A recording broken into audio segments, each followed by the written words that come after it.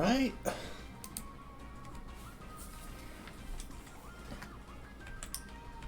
Here we are, back with the Pokemon Platinum Nuzlocke.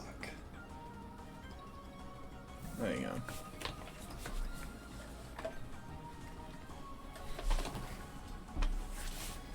There we go. Had to fiddle with the lights. So I did take some time briefly off stream to take care of some farming. Specifically, last time we got access to a new bunch of berries. We got access to all the various type resist berries. I have terrible timing, Emmy. Well, I mean, that sounds accurate. Welcome to the stream. I'm assuming by your sentence that you're going to have to leave immediately.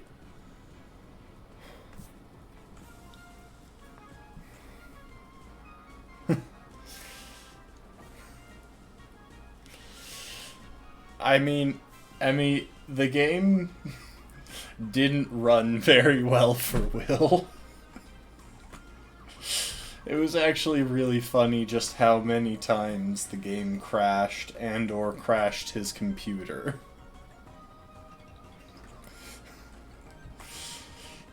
If you want to see a good example of the game, I would honestly say Kevin's video.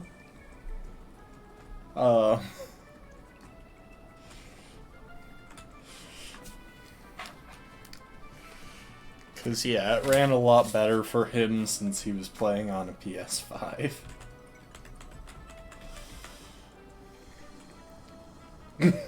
You couldn't get past character creation? On Kevin's or Will's?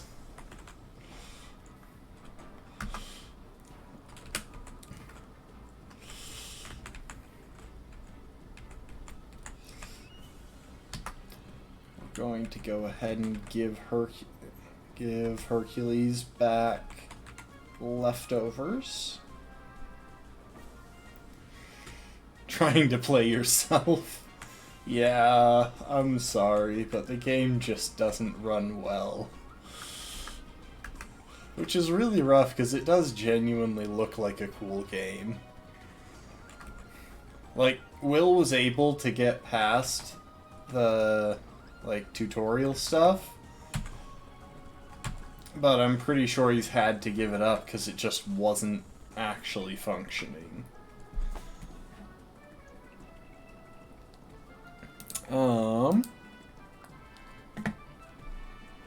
Let's see now. So I think we might... So we're in Veilstone City right now.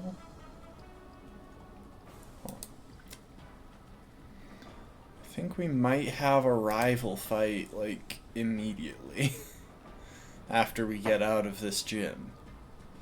Luckily, we should have a bit of a level advantage. Okay, our rival has a Clefairy, a Kadabra, and a Grotle for this fight. The Kadabra is obviously the only really dangerous thing there. But I think if we go ahead and lead Arthur, we should be able to handle all of that pretty well.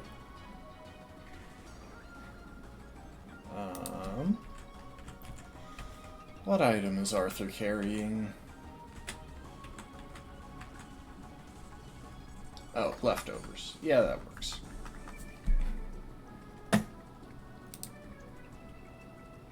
Oh, hey Shia. Welcome to the stream.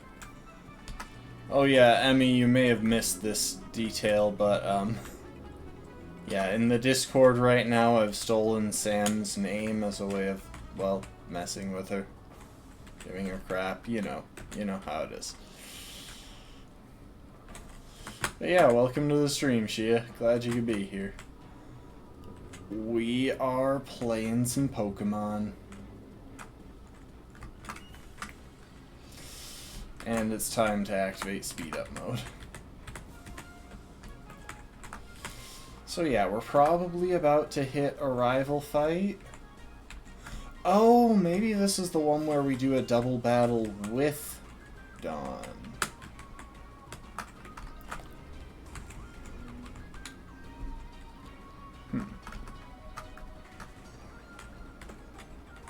So yeah, some people from Team Galactic stole Dawn's Pokédex. No, you're in the right place. I am obviously fake gamer Sam. Did you get the impression that I was someone else? That's ridiculous.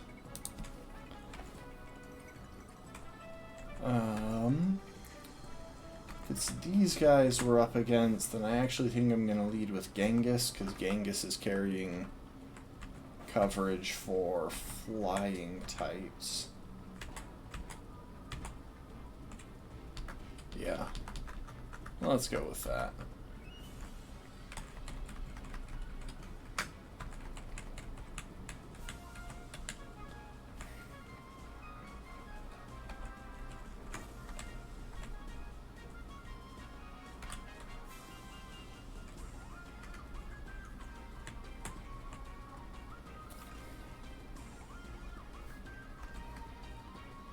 Dang. Took out her Clefairy quick. I guess it probably had, like, revenge or something.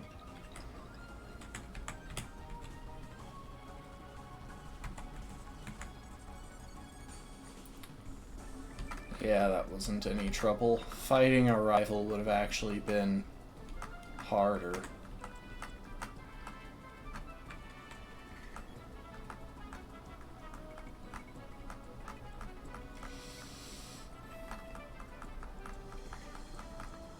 Wait, why am I being dragged into here? Oh, yep. Hang on. We have to grab something real quick. This will be very helpful.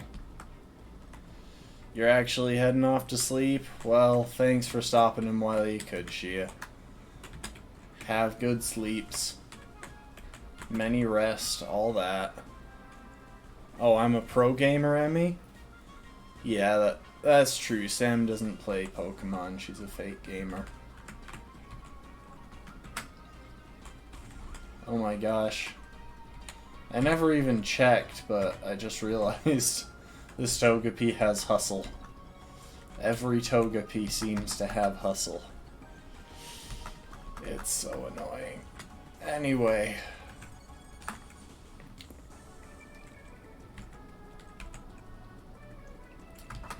Okay, so I think we've got enough friendship on this Togepi to level it up if we just go ahead and give it a rare candy. If not, we'll put a...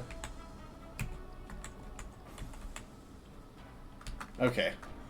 We are going to give it a Soothe Bell? Yeah. We're going to go ahead and give the Togepi a Soothe Bell.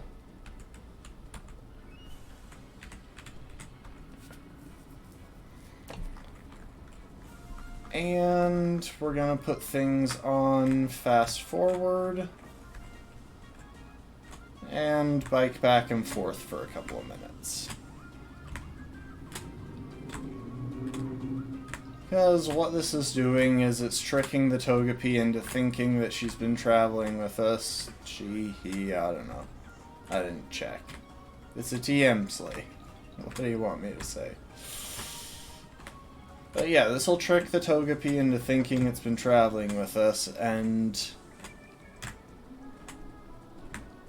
you know, once that happens, we can forcibly make it evolve and then use it as our flyer.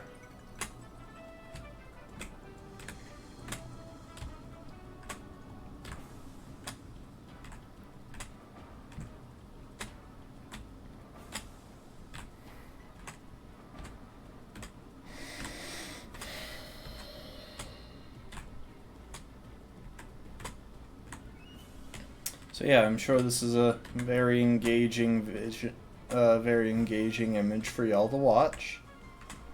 That should actually be enough.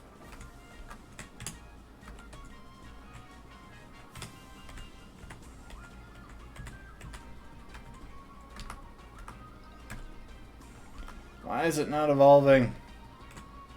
How much friendship does this thing have? Wait, I have a faster way of doing this. I just remembered. All of these berries make a Pokemon more friendly.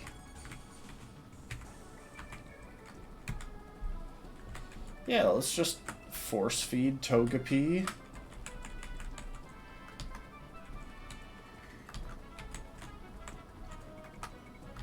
Oh, that wasn't what I meant to do.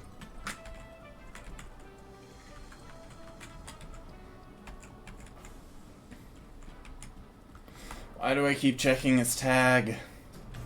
Why does a berry have a tag? It's a berry.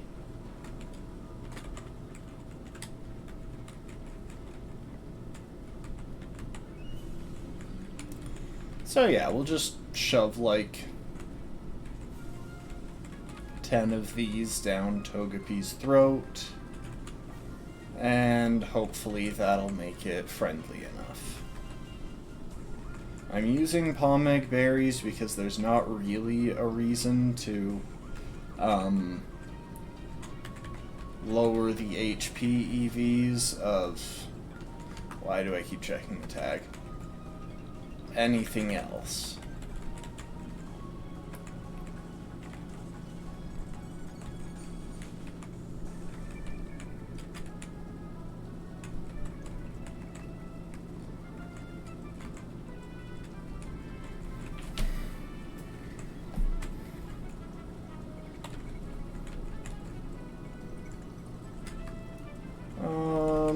Let's try that many.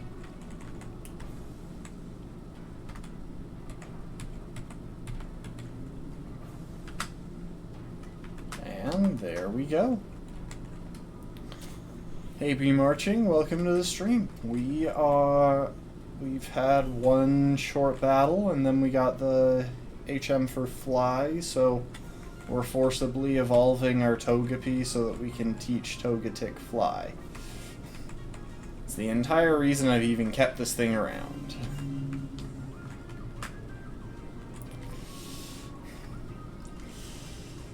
I suppose we can take its item now.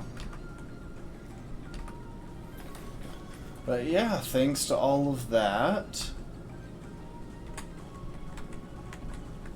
we finally have the ability to fast travel, which will allow us to get to Pastoria City nice and quick. We actually don't have too much prep that we need to do for the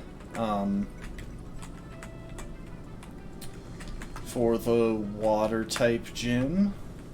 So actually, let's see real quick.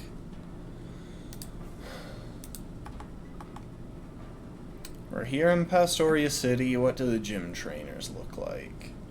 Oh, I think I actually might have a rival battle just outside the gym. That's actually scary. Arthur, what coverage moves are you carrying? Fire Punch. We're gonna replace that Fire Punch with Ice Punch, I think.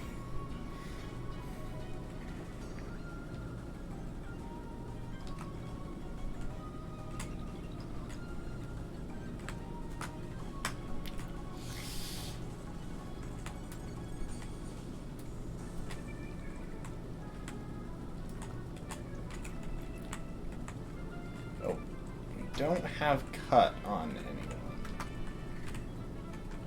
I don't suppose Togetic can learn Cut, can it? Can he? No, he can't. Okay. We're going to briefly stop back in town so that we can add someone else to the party, so...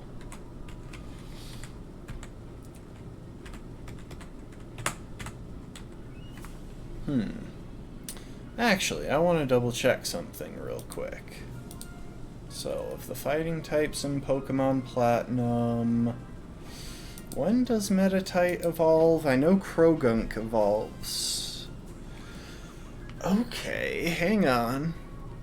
So we can't... our current level cap is 37. So we can actually... oh,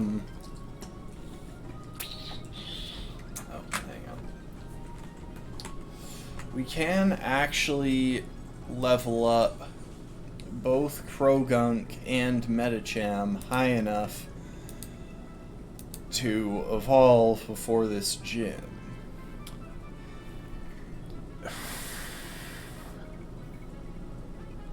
Might actually make sense to evolve Meditite prior to the rival battle to give us an edge.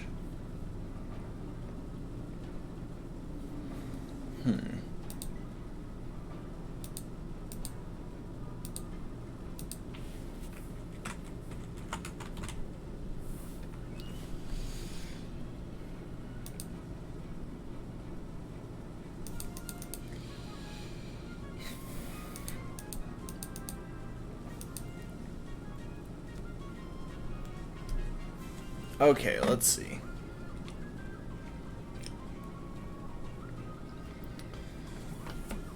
Where we are in the game right now, that's going to be our rivals team. I'm just checking their movesets for anything that we need to be especially worried about. Luckily,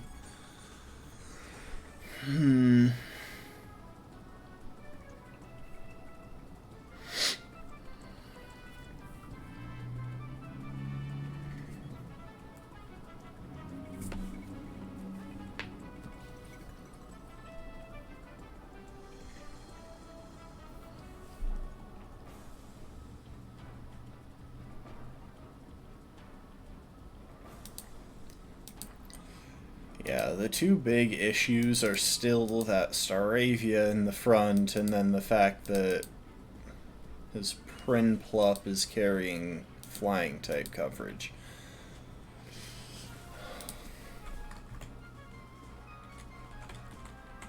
Anyway, we'll worry about that in just a second. We're gonna go ahead and swap Krogunk out of the party for the moment, because Krogunk we're gonna want in the party for the gym trainers, so we're not going to run him up to high level just yet. While we're here though,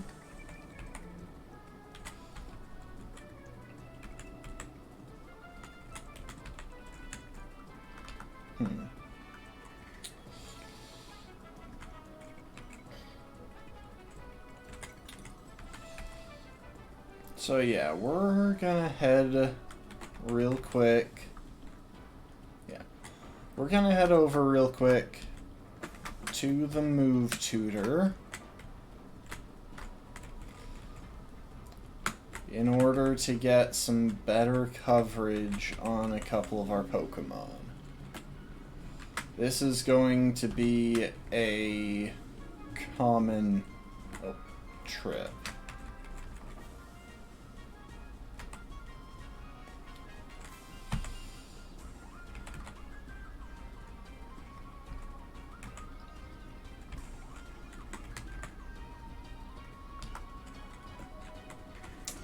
We're gonna make this trip a lot during this playthrough.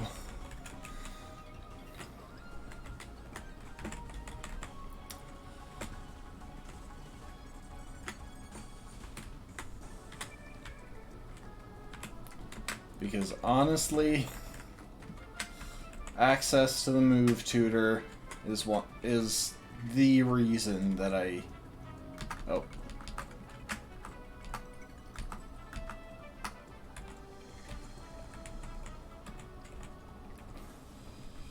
Access to the move tutor is the reason I chose to do this run in this game.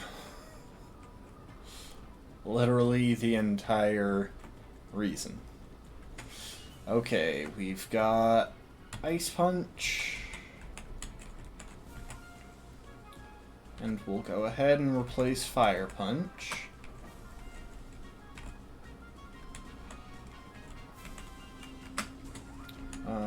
Sun Tzu.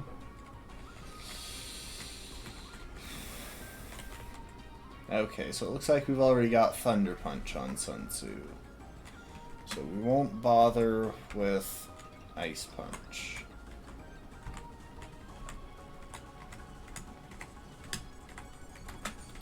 Fine. It's so much harder to navigate the menus at max speed, but I hate toggling back and forth constantly. Okay. Let's make sure our Pokemon are at full health. And we are going to put a couple of levels on them as well. Oh, maybe he was just camping out in front of the gym. Okay, you know what? Before I do anything else, I probably should have actually had Gallade. I probably should have had Arthur learn Thunder Punch instead of Ice Punch. Come to think of it, because we are about to start the Water-type gym. Anyway. Okay, we're gonna bust out those rare candies. And I am going to go ahead and level Sun Tzu. Wait, before I do that, I want to test a theory. Okay. Theory tested.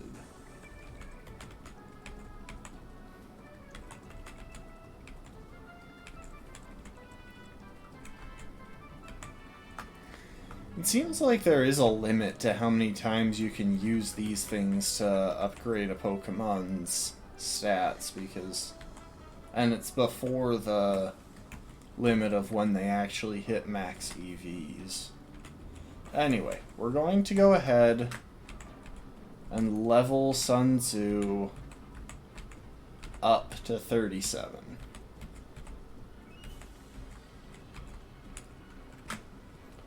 Nah.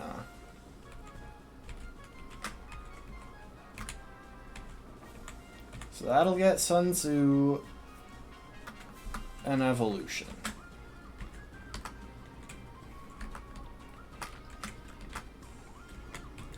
And for once in this run, I'm not planning on having Heracross be the main Pokemon doing literally everything in this gym fight. Oh wait, I already beat that guy.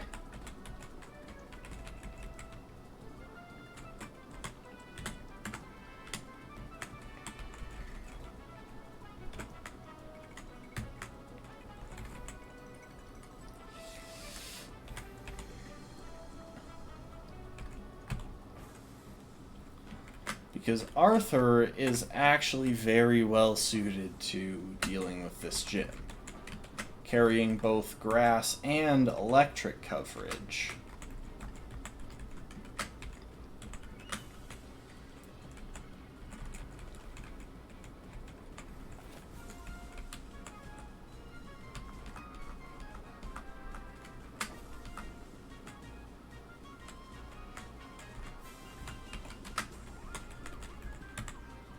No, not summary.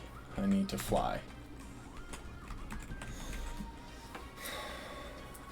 So yeah, between grass and electric coverage and access to Swords Dance, there is absolutely nothing in this upcoming gym, like the fight against the gym leader, that can stand up to us. It's just a matter of getting to the gym leader.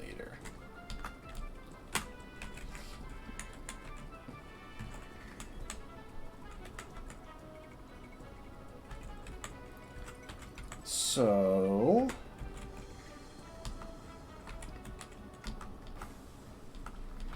we should catch a B-Barrel at some point soon so that we have something to use Surf, because we're about to get the ability to use Surf, I think. Unless we already have it, I don't know.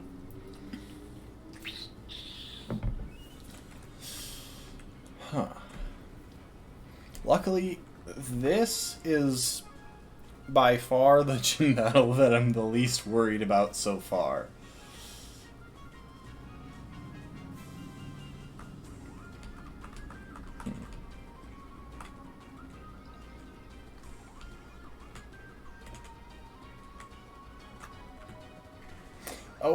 crap, crap, crap.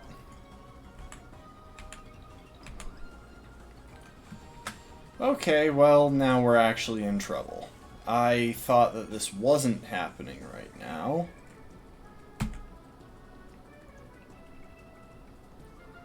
As long as this is a two-shot, we're still reasonably safe. Okay. Unless he double teams. Okay, sweet. We're through the most dangerous part.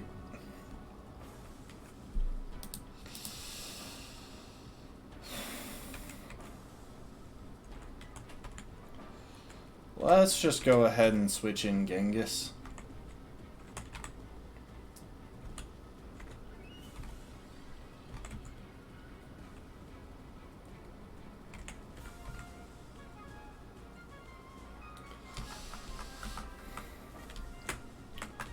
Okay. Well, that was unintentional, but at least we were leading with something that had the coverage for Staravia. Okay.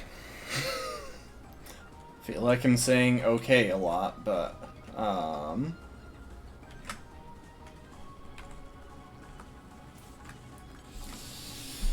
what type of levels are we dealing with in this gym?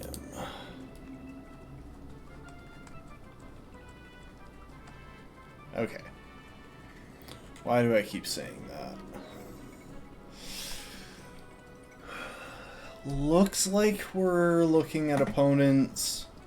Maximum level I'm seeing here is 32 on the B barrel at the front.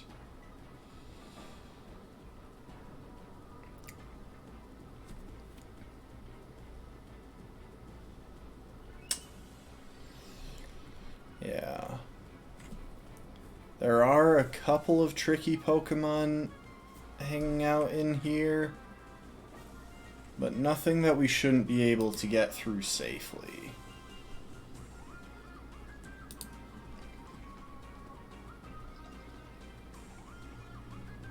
Oh, it looks like there's a level 33 Whiscash in the back.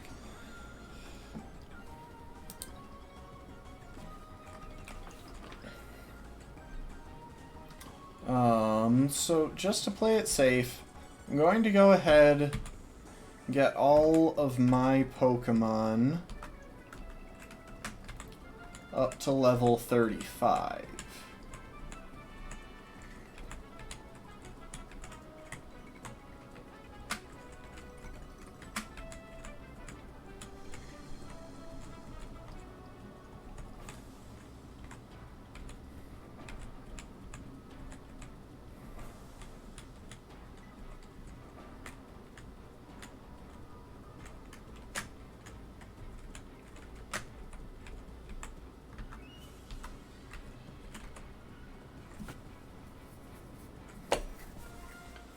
Yeah.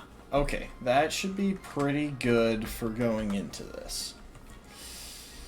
Attila, what are you carrying? What item? Citrus berry. I don't know why I keep scrolling to the side.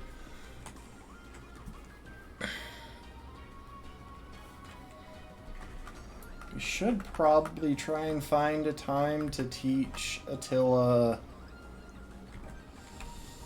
Thunder Punch as well. That said, into this we're going to lead Heracross until we battle the first person. So this kid.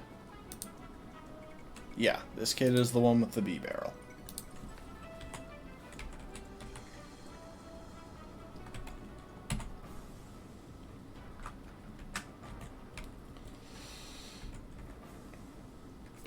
Next. And I am planning on just beating everything in this gym rather than taking risks around like dodging spinners or avoiding taking a wrong turn. We'll switch Sun Tzu up front for the next one since it's against a couple of flying types. Oh wait.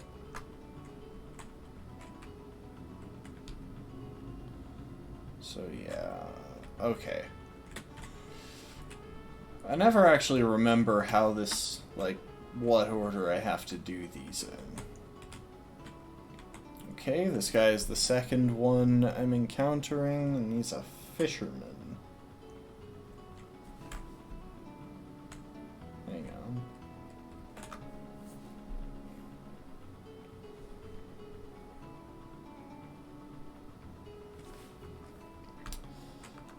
Yeah, I think we're pretty safe, unless he's the guy with fisherman.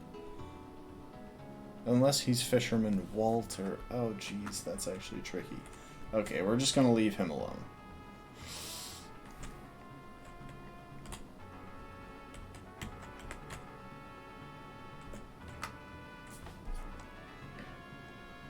Here is the sailor that I was expecting to, that I was supposed to encounter.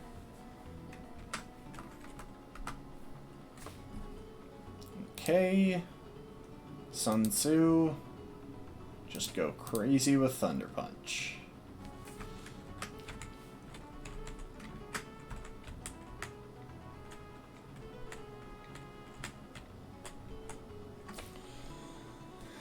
This girl. Azuril, Meryl, and Azumarill.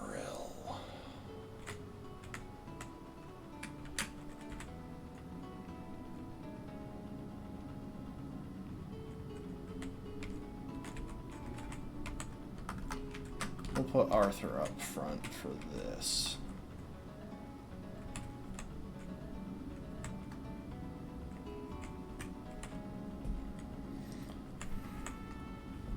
But yeah, as you can see, with electric and grass coverage, Arthur is very well equipped to deal with this gym. Okay, this is another optional fisherman, so we'll go ahead and skip him, because he doesn't even seem to be trying to.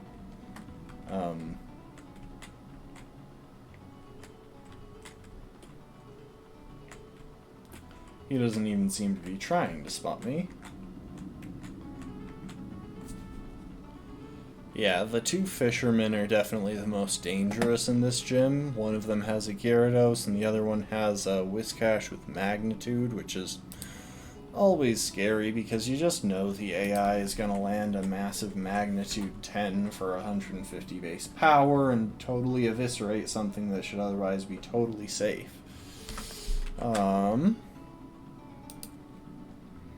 The Sailor, on the other hand, Wingull, Shellos, and Golduck.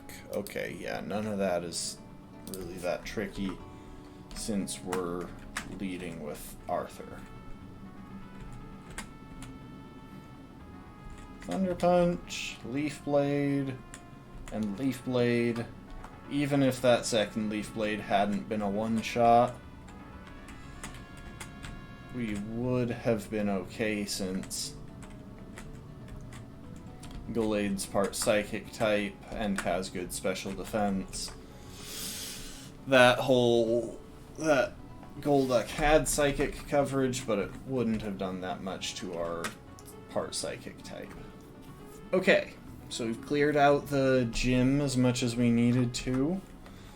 I'm gonna do something real quick. I'm actually gonna do a couple of somethings real quick.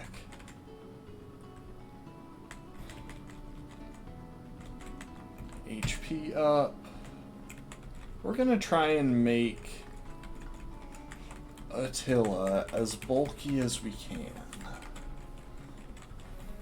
Well, not as bulky as we can, but like, we're gonna dump a lot of HP EVs into Attila. Get some nice middle bulk, shall we say.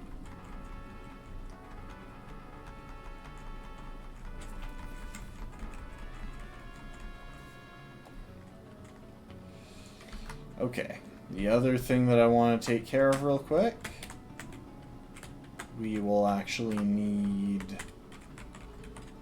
Bidoof 4. So I'm going to go back to the TM, or to the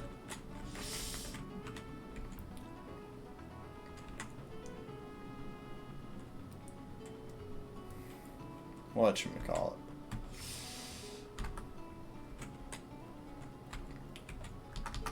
We're going back to the move tutor one more time.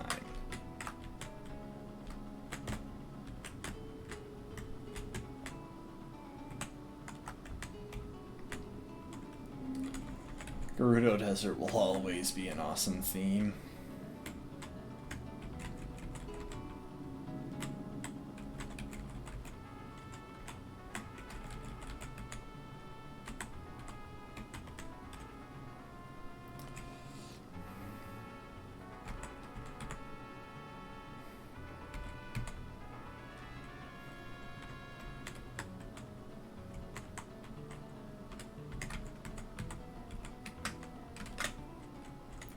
Because Attila can actually only learn one of the elemental, or two of the elemental punches, but one of them would be very appreciated for this upcoming match. So yeah, go ahead, learn Thunder Punch.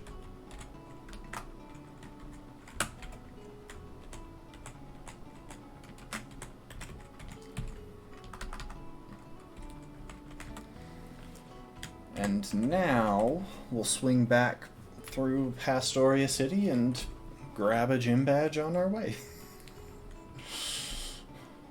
I realize I'm belittling this a bit, but genuinely, this is almost guaranteed to be the easiest gym battle that we've done so far.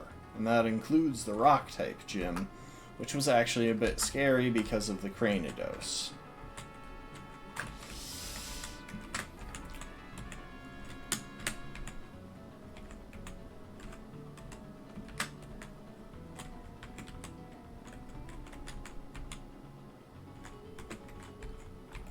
Okay, we'll bring you in, and we'll grab Alexander.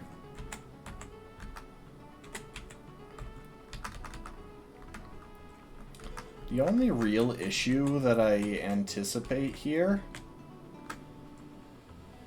is the Gyarados' Intimidate. Okay. And now we grab our rare candies.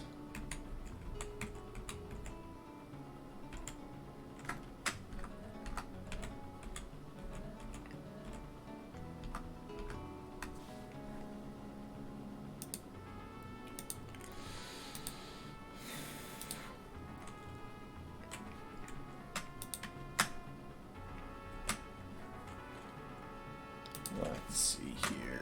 Crasher, Wake.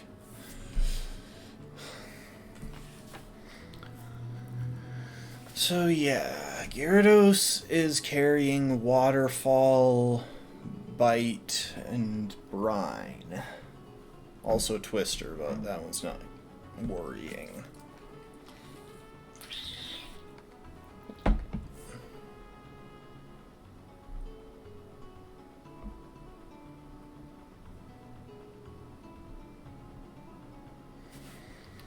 Okay, there is actually going to be some strategy here.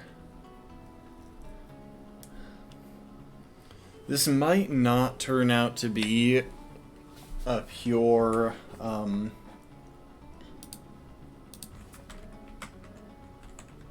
this might not turn out to be a pure Arthur sweep. Ooh, Wake Up Slap. Yeah, that's more powerful slightly than Karate Chop, so we'll take it.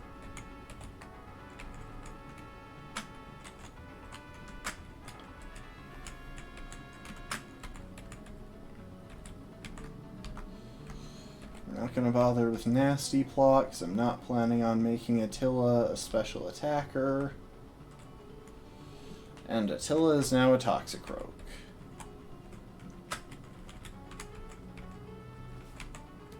Is this when Genghis evolves as well? It was when I tested things. Yeah! Guys, we're gonna have so many fully evolved Pokemon here.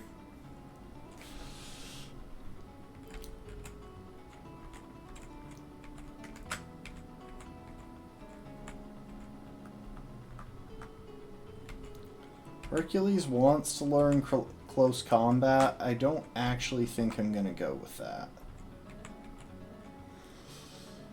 Huh. Okay. Got all of that.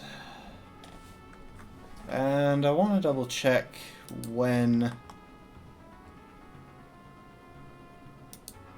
Chimchar learns Slack Off.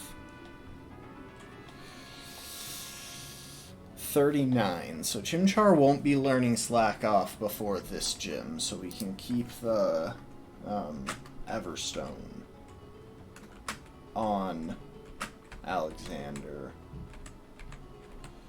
You know what? Yes, learn Fire Spin. There's a small chance that that could come up.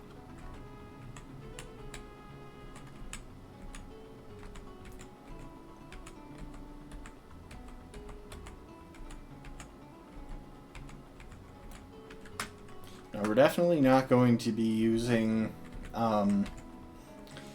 Alexander in the gym battle, especially since, well, Alexander's not a fighting type yet. I've out-leveled the base level for getting an Infernape, by the way. Alexander could be fully evolved right now, but because of other plans I've got, that's not happened so far. Which I find hilarious.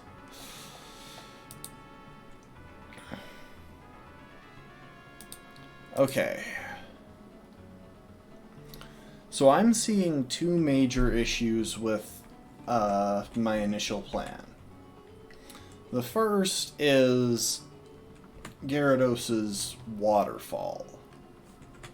See, if Gyarados manages to survive a Thunder Punch, which there's actually a decent chance of it doing because of its Intimidate ability, and the fact that Thunder Punch isn't really boosted by anything, then we're in trouble because if you notice, Arthur doesn't have a great defense stat. It's his second lowest, very similar to special attack. And with his lower HP and such, he can't take hits as well as some of our other Pokemon. Especially, like, Hercules takes hits pretty well. Genghis takes hits pretty well also. And because we pumped a bunch of HP boosting drugs into Attila's system, he takes hits reasonably well too. So that said, trying to get Arthur in safely is probably our best option. Which in part... Well, first of all, the simple thing. We're going to lead with Attila.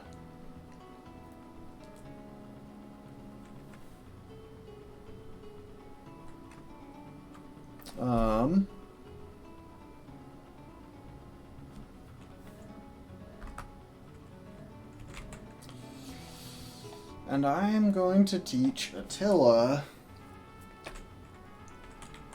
something. Well, first of all, Sword Stance. Also, I put all of our TMs in the correct order. Just gotta see here.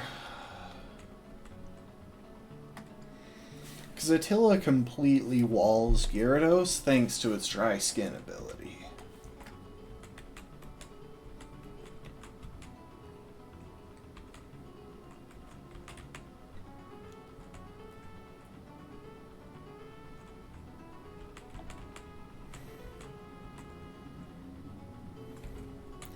So, let's go ahead and teach Attila Sword Stance.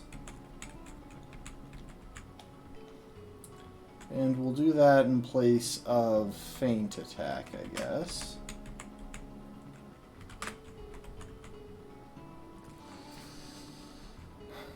Natural Gift could be an option. We could teach Attila Natural Gift in place of Revenge, and then use that with a grass-type berry. And in that case, Attila could probably sweep through Crasher Wake's team.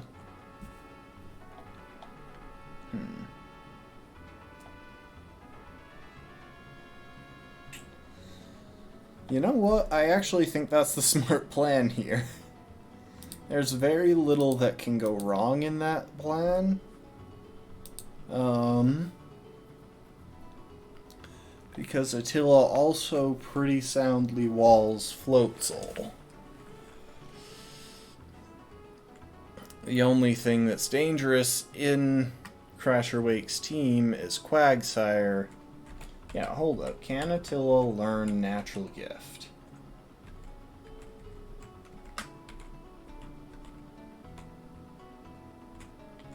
Okay, we'll go ahead and drop Revenge for Natural Gift.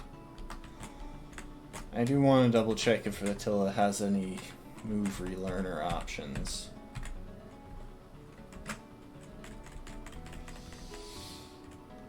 Yeah, nothing better.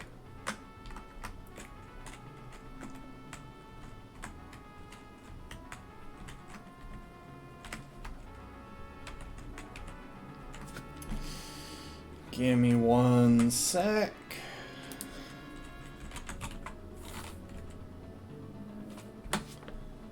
Natural Gift.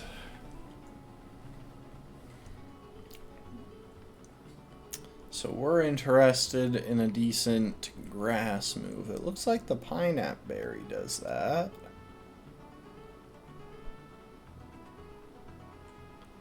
Yeah, we don't have a Leche Berry. Looks like Pineapple Berry. So yeah, because you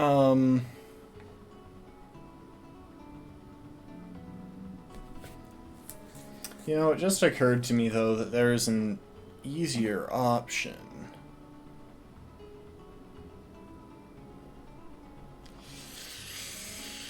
Oh, how do I want to do this? I'm seeing two paths. On the one hand, we could just pump up, you know what, I don't really feel like pumping up his friendship. Okay, we're going with this. If we wind up having to, we can...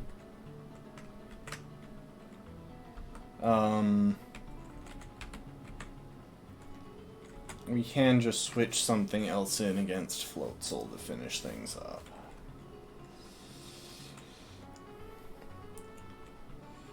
Now, let's see. Pineapple Berry.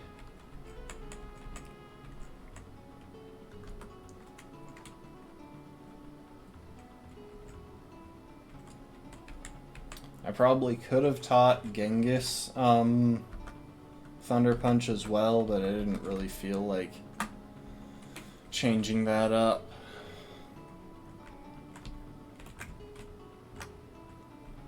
Anyway, I think with this team and with this setup, we can actually pretty easily sweep Crasher Wake with Floatzel.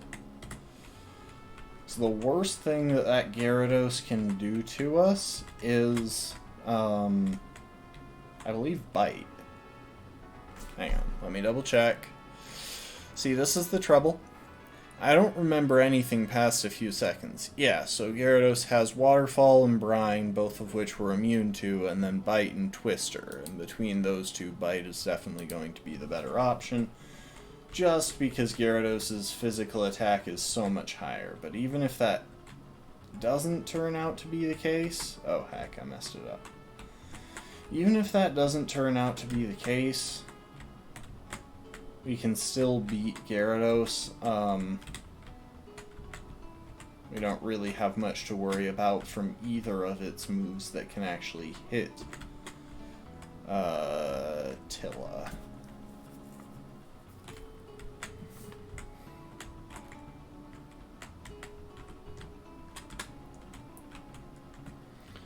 Okay, let's double check items on everyone else.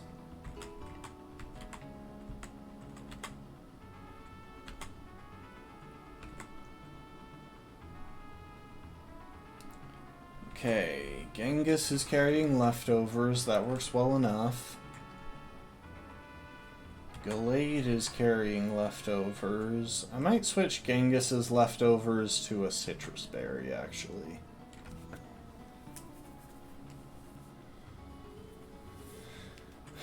Because if Genghis comes in, we'll have to take 2 hits because Genghis is a lot slower than the other options. Arthur, I think, could outspeed it just because we've pumped it full of speed EVs. Hercules, again, probably outspeeds.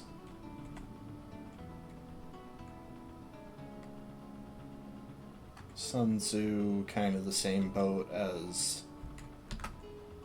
Genghis. Alright. Genghis, you go ahead and take your citrus berry.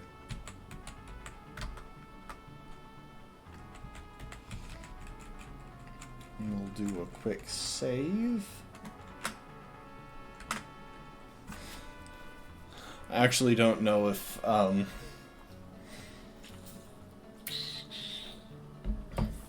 speeding up the frame rate makes the slow save animation go faster. Okay, so Attila, you are carrying a pineapple berry. I'll double check that.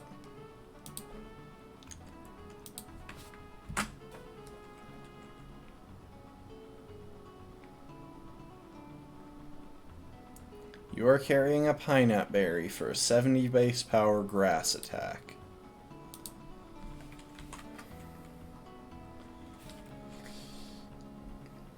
Swords Dance, and Natural Gift, and Thunder Punch. Those 3 should be your bread and butter here. You know, there is one more thing we can do real quick. Let's give you a bunch of attack and a bunch of speed.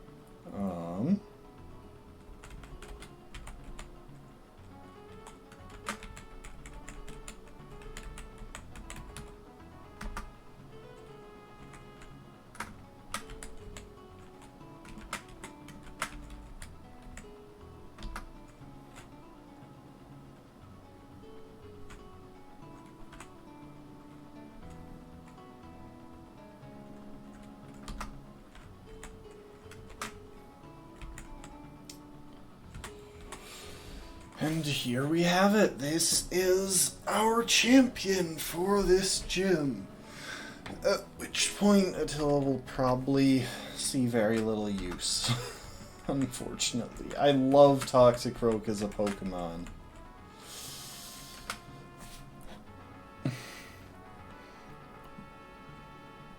Why can't I blindfold a Pokemon? Because they'll peek at you?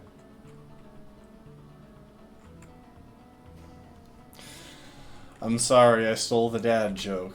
So we just took a hit from Intimidate, so we're going to go through a couple of rounds of Swords Dance. I want to keep this slowed down for the moment. So yeah, the nice thing is, I don't know if the AI knows how to recognize the dry skin ability and adapt to it. Yeah. The AI does not know how to deal with dry skin, so I can set up 4 Swords Dances to get to max attack, even taking into account the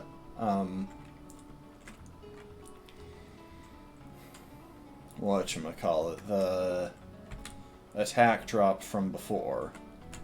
And then not Natural Gift. I almost hit Natural Gift, which would have left us in a really tricky spot against Quagsire.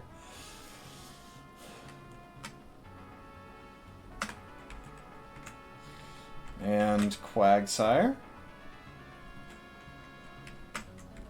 And then against Floatzel, we might have to take a hit, but it might also just go for Waterfall since it thinks that's the strongest move against me. Or Brine. I guess it doesn't have Waterfall, it has Brine and Aqua Jet. But thanks to less than impressive AI not being able to adjust once they realize that my Pokemon is somehow immune to their ability, or to their water type moves, that was by far the easiest battle we've had. Even if we hadn't gotten Dry Skin Krogunk in the Great Marsh, even if we'd gotten one with the worst ability that I can't remember what it, Anticipation.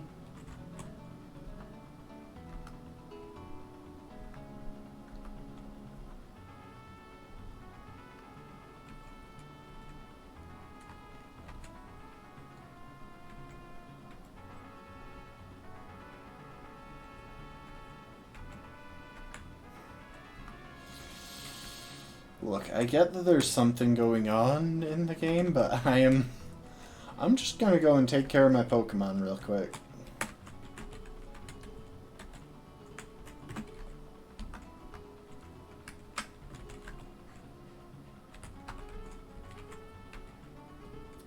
That includes switching around these guys.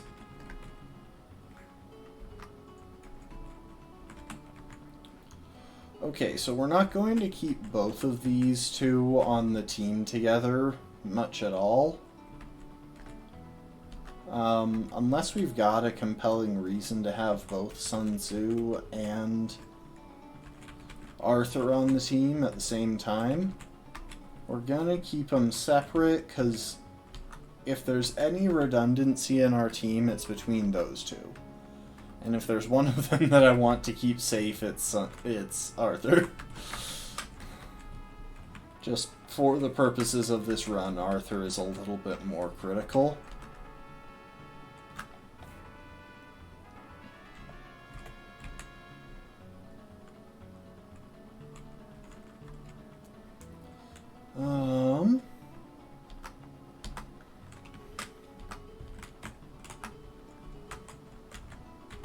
Let's see, actually.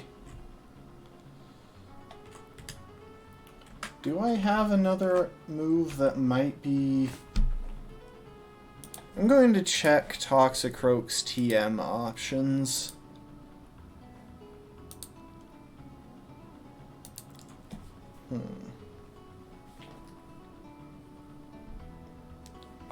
Toxicroak does pick up Poison Jab at level 41, which will be nice.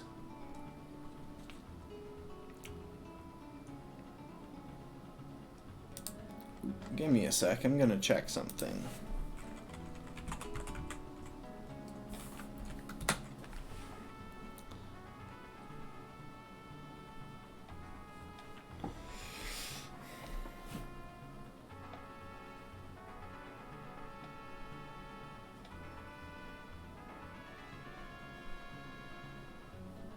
Okay, Toxic isn't a guaranteed hit from a poison type until Gen 6. Anyway,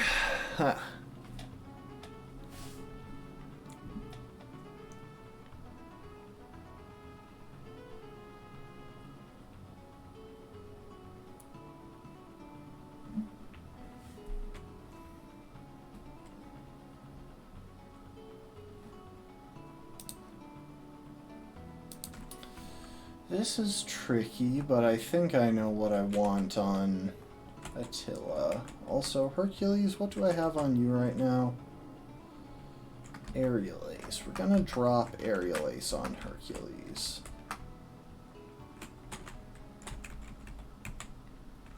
So, Attila, you're going to go ahead and learn Feint Attack again,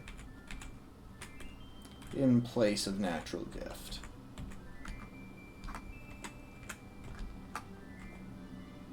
Oh, and Hercules, you are going to learn Night Slash, which I've been planning on having Hercules learn for ages now.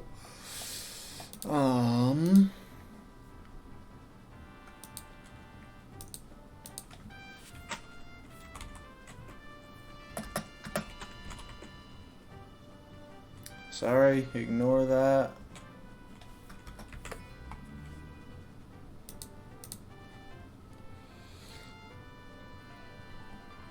Oh, that's right. We don't fight the Galactic Grunt here. We have to chase him for a while or something. Anyway. Heracross, you are going to drop... See, I'm hesitant to drop any of these because Aerial Ace is actually useful coverage. But Substitute also comes up pretty often. You know what? We'll drop Substitute for now.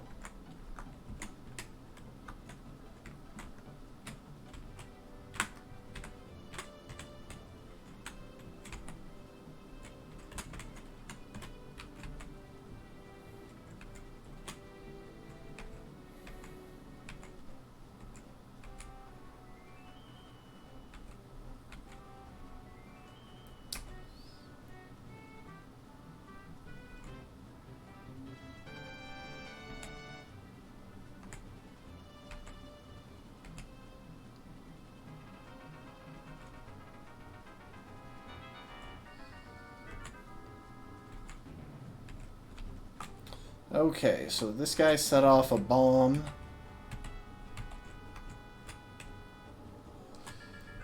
And then just took off. So, eco-terrorism. Check. Oh.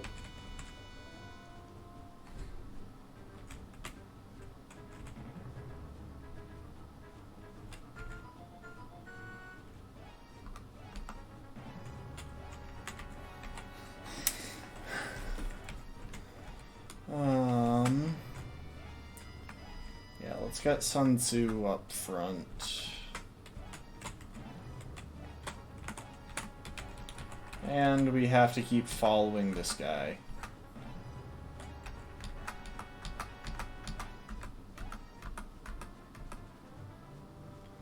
And then Looker shows up, and we accidentally get into a fight with this dude.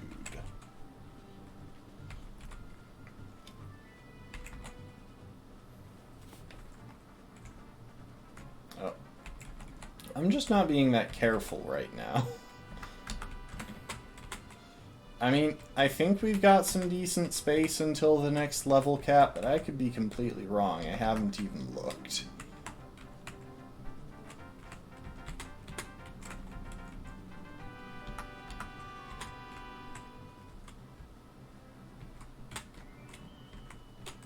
Hello.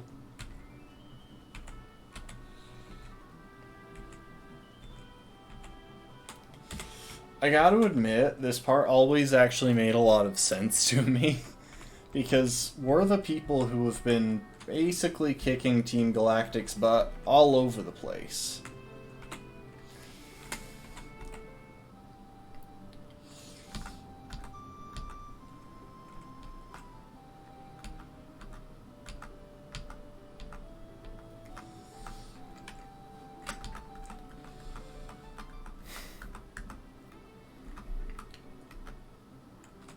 So, now that we beat him up, but yeah, we've been beating up Team Galactic goons all over the place.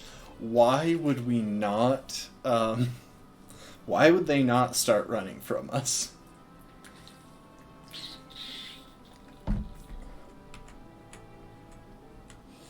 Anyway, Cynthia gave us the secret potion, so now we can go and do some story stuff. I think there's actually a minute here before we'll actually get to go to our next destination, which is Canalave City. Canalave City or Iron Island are our main goals right now, because on Iron Island we get an egg that can turn into that becomes a Riolu, and Canalave City is the location of the next gym. But Celestic Town is where we're headed right now, Because we've got a mission from Cynthia, and we don't have the TM for Surf yet.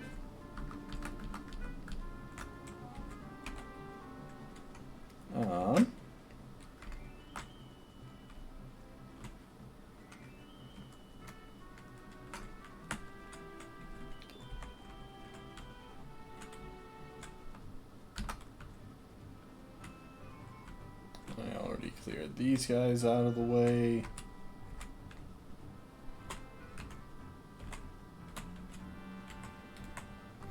And here are the Psyduck that need medicine.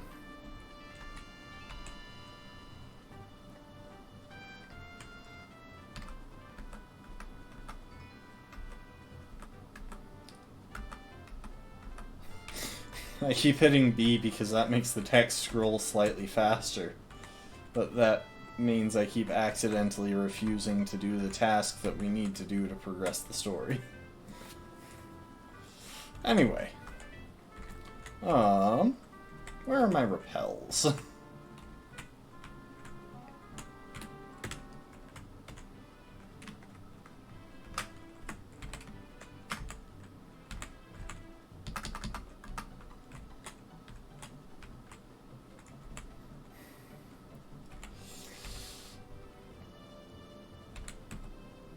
So unfortunately, we keep taking sucker punches from these guys.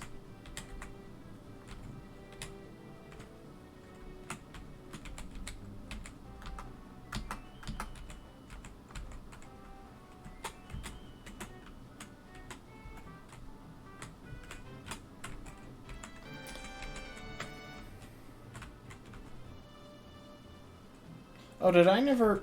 Hold up. We gotta backtrack real quick. There's something important to do in Pastoria City.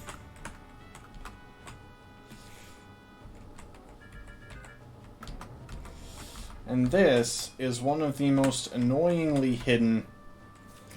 This is one of the most annoyingly hidden things in the game. If we come into the Safari Zone and talk to one of these random guys, I can't remember which one,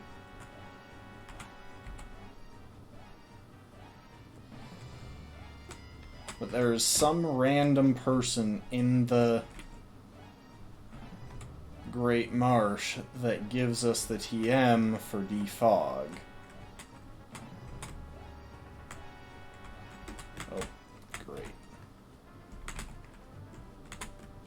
Probably should have just caught that thing.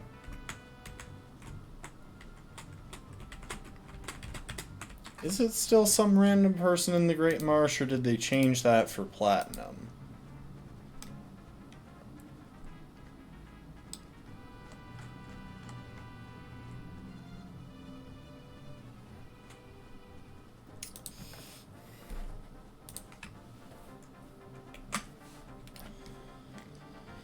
Okay, give me a minute here because I have to look some stuff up. Solaceon Ruins. Oh, that's kind of a weird place to put it, but I guess, you know, it becomes available at least.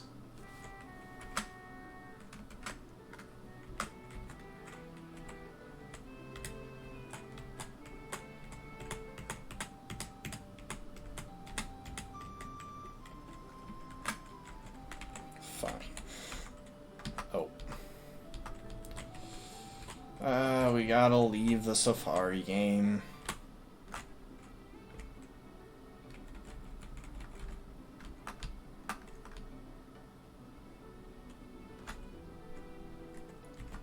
Okay.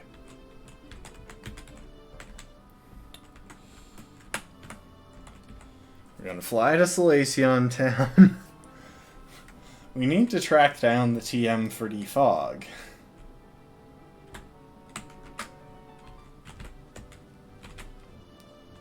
Because we're not getting very far without it.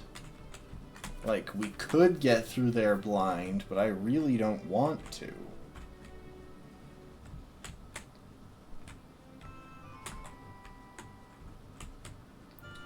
So yeah, the TM for defog.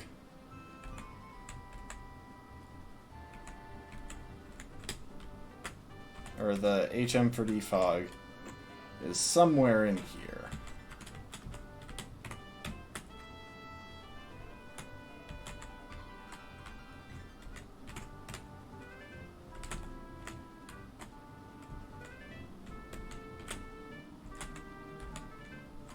Well, we got a Thunderstone.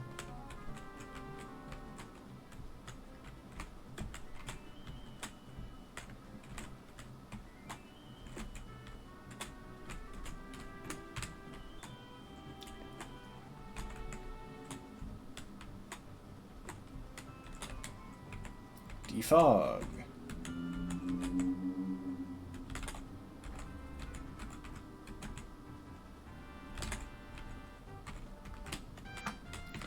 There is actually something that happens in this game if you get all of the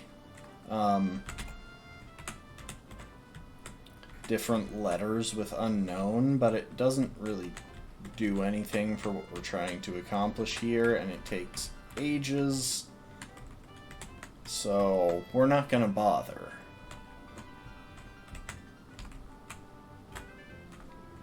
Okay, so now that we've got the HM for defog,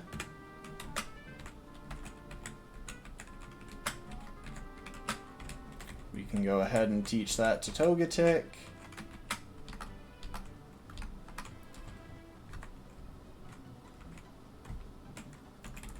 And I can go ahead and stumble my way into a battle that I shouldn't have bothered with. And in case y'all didn't notice, I'm giving Hercules a bit of a break with a lot of stuff here because, well, Hercules has been carrying this run.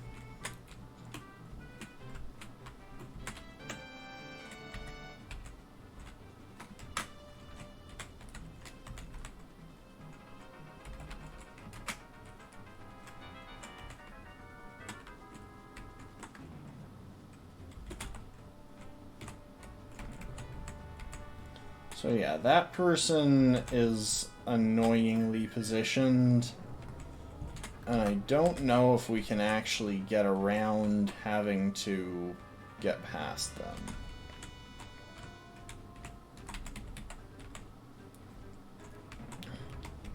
Yeah, I think we have to battle this Super Trainer, and from what I remember, they're actually deceptively annoying. Like, they're way harder than they've got any right to be in some ways. I could be misremembering that. Okay, Salacion Town, then we head north.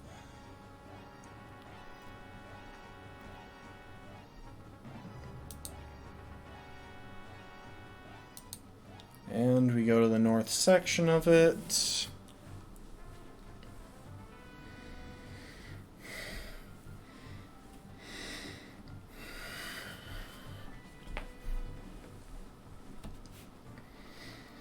Yeah, I'm really trying to make progress today, so sorry if I don't talk and chatter as much.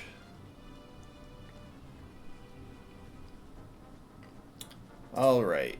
Ace Trainer Alyssa, I'm guessing, is this one.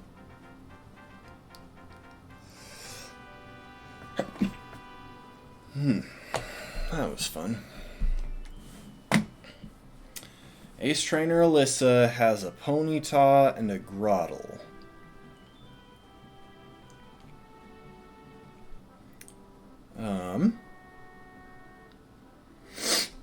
Yeah, I can see why this would be a bit of a problem, just because the Grottle has a chance to,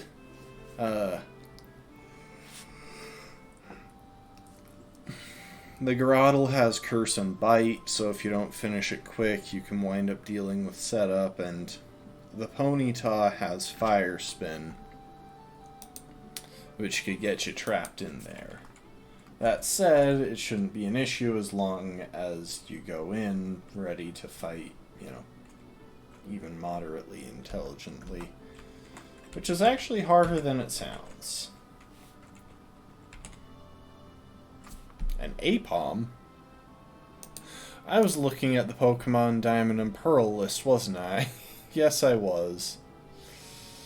Okay, so this is Ace Trainer Alyssa. She has an Apom, a Girafarig, and a Grotle. The Grotle has the same issue. The Girafarig is actually a little bit on the scary side.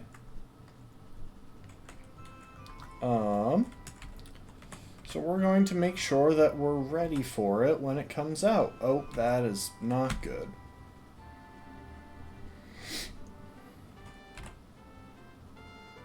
But yeah, having a Night Slashing Heracross is a pretty solid response for a Girafarig.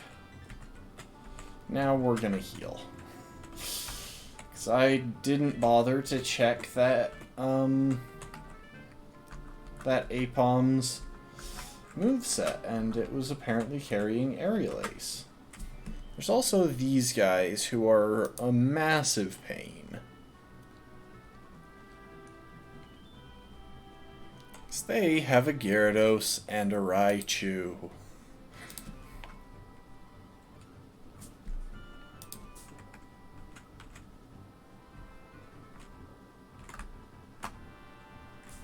And I stumbled into this battle.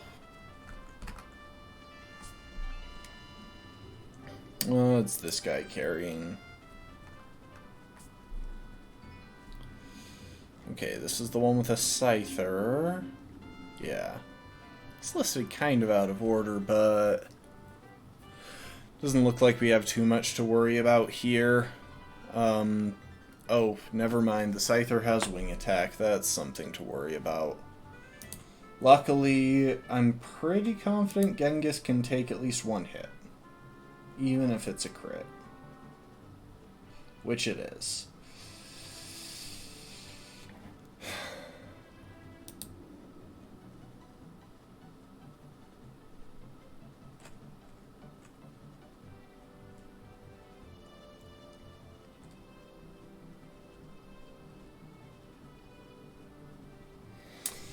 As y'all can see, flying types are a problem.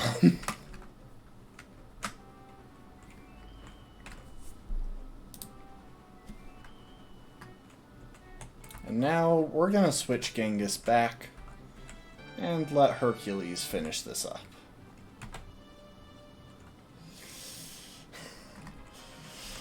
So yeah, we just barely survived that. Genghis, have some potions. Oh, you got distracted, Emmy?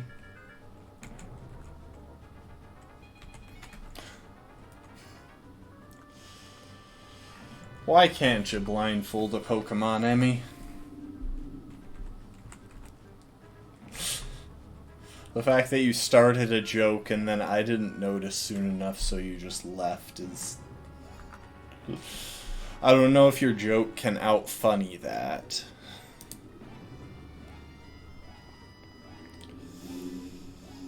Yeah, there's a tricky bird keeper up ahead. Luckily, she only has Noctowl and Hoot Hoot.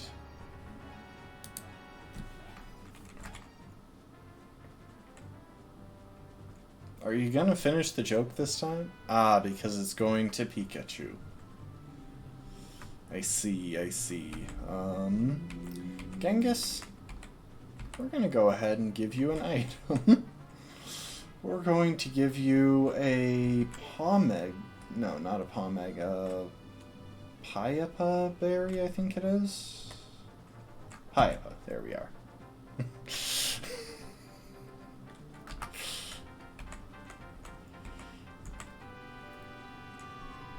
And you know what? We'll have Attila carry a Koba berry.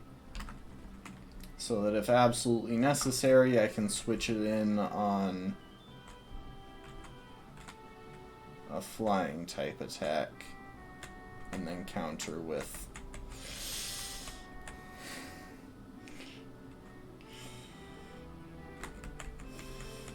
Ooh, we got the TM for Shadow Ball. That is going to be useful down the line. Ghost type coverage is very good for fighting types. And we will be getting a special attacker that can learn that. Oh. I thought I was in speed up mode, so I hit the hotkey to switch to normal mode, but I was not in speed up mode. At the very least, this should be an absurdly easy matchup, since we are the evolved form of our opponent, have a 3-level advantage, and so on.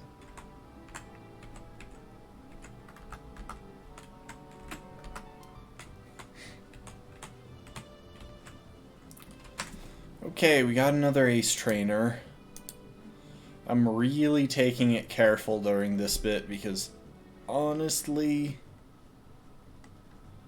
this is a dangerous section. Could that be not an ace trainer? Is that... I think that might actually be the dragon tamer on this route. It's either a dragon tamer or a bird keeper. Either way, though, leading Genghis with Ice Punch should do the trick. Okay, this is the bird keeper. So luckily, we have Ice Punch. And we somehow outsped, probably because while cool is easily one of the slower of the generic bird Pokemon.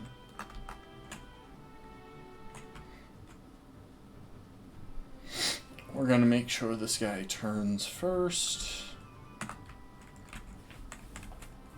I think this guy might actually just be the dragon type trainer.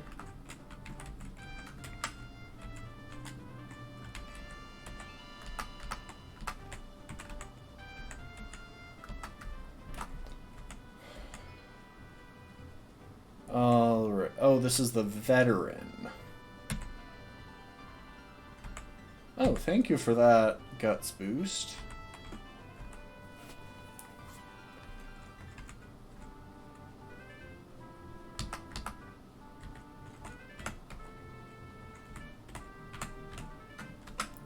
Well, let's go ahead and heal that poisoning. And spend a couple of potions to get you back to health.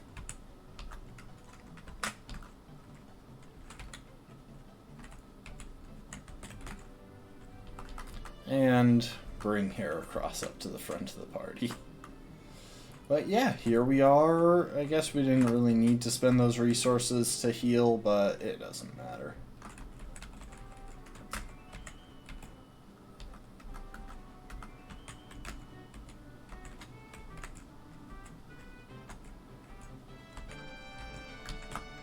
Okay, and apparently that guy just wants to give me a Great Ball.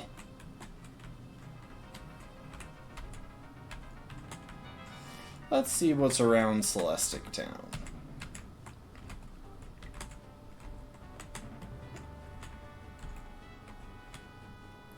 So yeah, Celestic Town includes a lot of older people.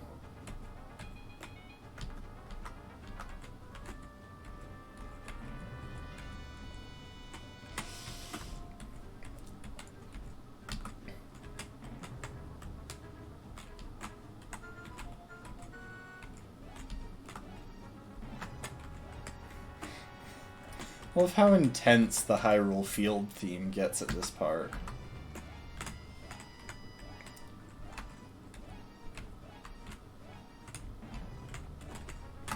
Anyway, yeah, this town has a lot of old people in front of the ruins. Or around the town. I don't know why I said in front of the ruins. Look, words aren't functioning for me today.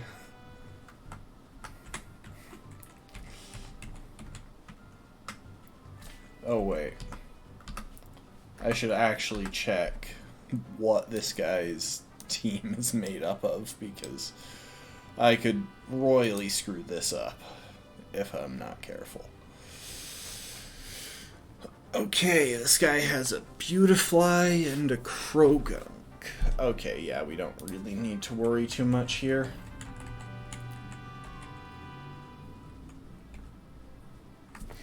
I keep checking the Diamond and Pearl listings because they're in front of the Platinum listings, okay? We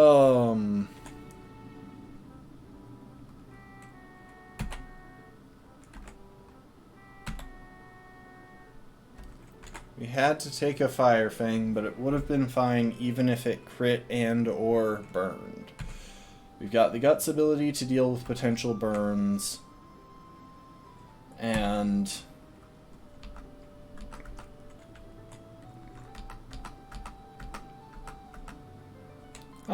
here's Cynthia's grandma. Yeah, we've got the Guts ability to deal with burns, and we had the Bulk to take a crit. We just needed to get properly set up to deal with the Golbat in the back. Because again, flying types are scary. Oh, and I actually think this is where we have Cyrus, the first Cyrus fight. So let's see here. Okay, I should actually check something real quick. We're gonna pause the game.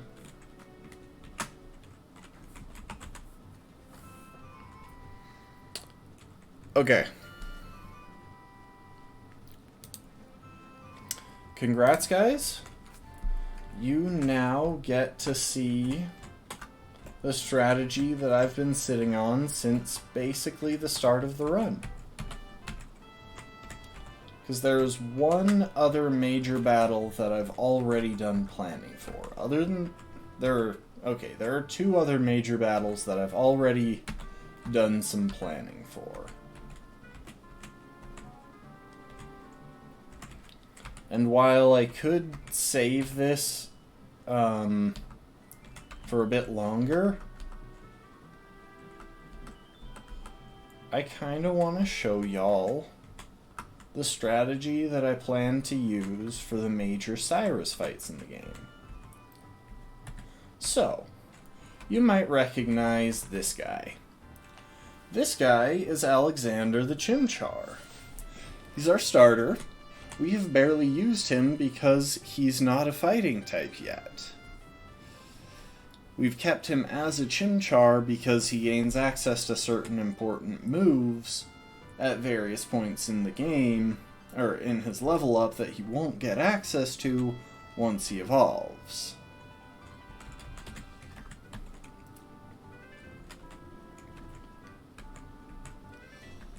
Luckily, he's about to learn one of those moves. If we just get him to level 39. So, we'll go ahead and take the Everstone. And then use one more rare candy to level our boy up. And learn Slack Off. So Slack Off is reliable healing, and I think it's actually the only source of reliable healing outside of maybe using Rest that we'll get in the course of this run. Which is already in itself a nice thing, though it's a sad truth that Chimchar's evolutionary line is on the frail side.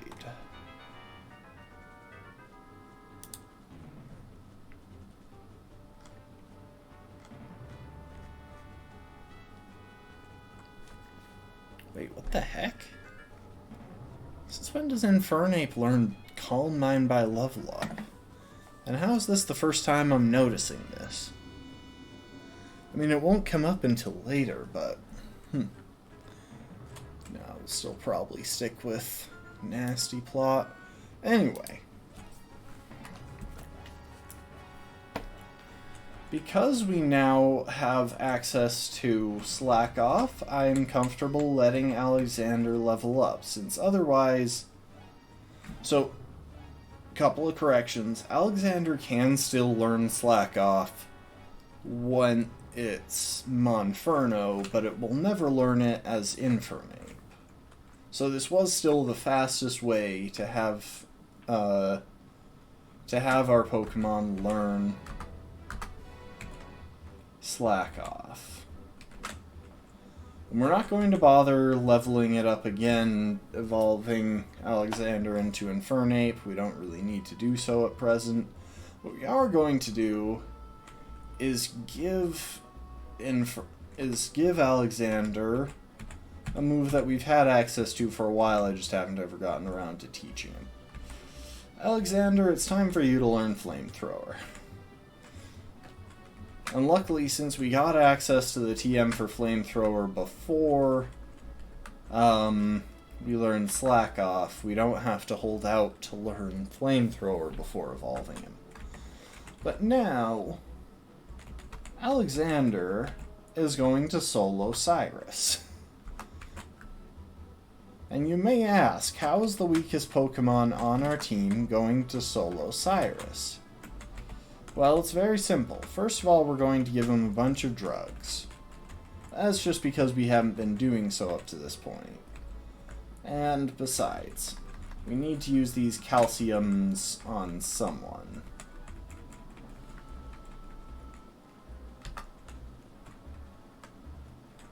Next, we're going to give him some other drugs.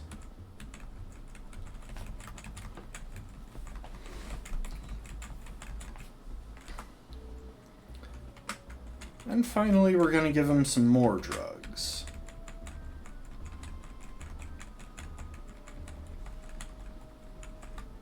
So, that'll give him a decent special attack stat.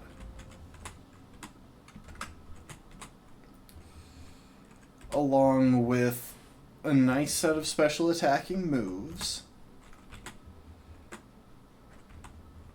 And just a generally good setup for special sweeping. Now there's one other thing that's incredibly important to this specific strategy that makes Monferno the perfect counter to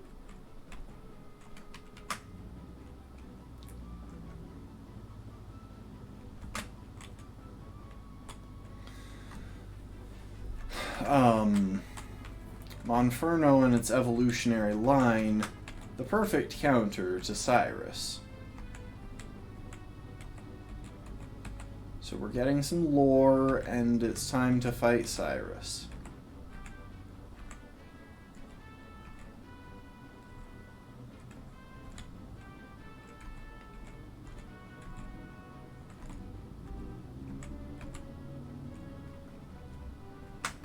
Wait a second. I thought he started with... Why do I feel like I'm going crazy? Hold up.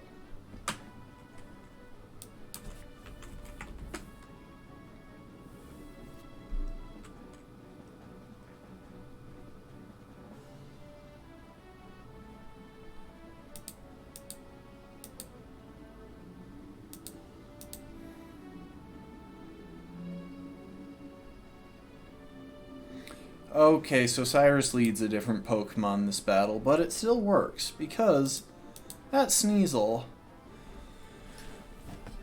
very happily carries nothing that can especially trouble me. Only Slash. Now, Nasty Plot.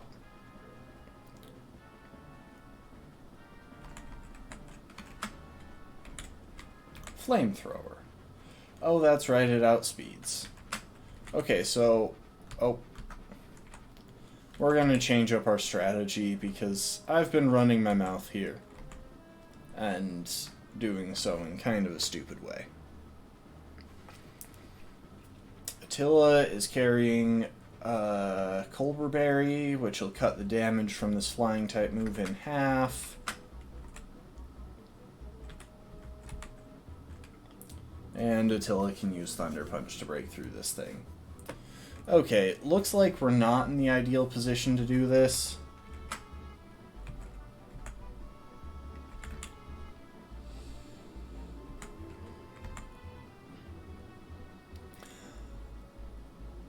I mean, there's not really much we could have done there. I'm just...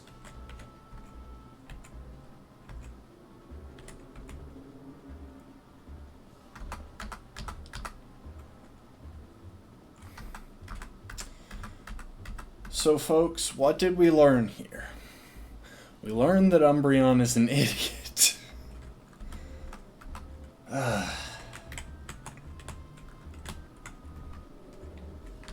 I was really hoping to do this as a deathless run.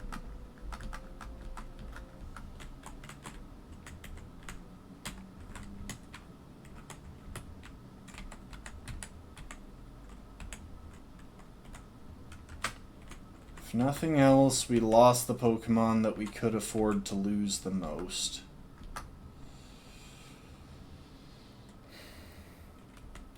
No, Emmy, you misheard. I just got a team member killed. Completely unnecessarily. Based on a total lack of intelligent planning.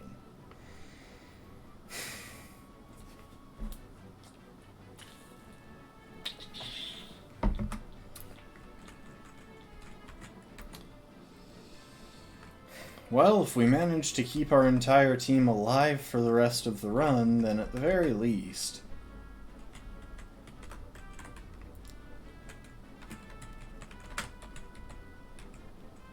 we will have 6 Pokemon, but that's it.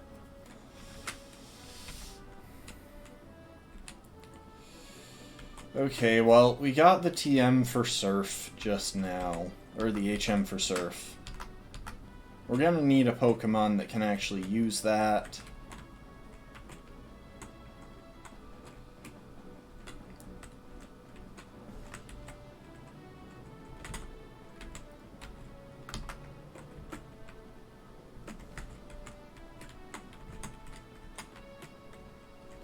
And I'm guessing there's probably a B-Barrel somewhere in this grass, so I'm just gonna run back and forth for a while.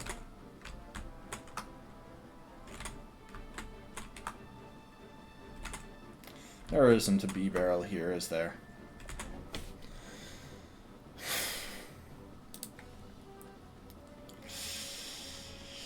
Oh my. I can never manage to just lose Pokemon to situations that there was no other option. Like, I can never manage to just lose Pokemon by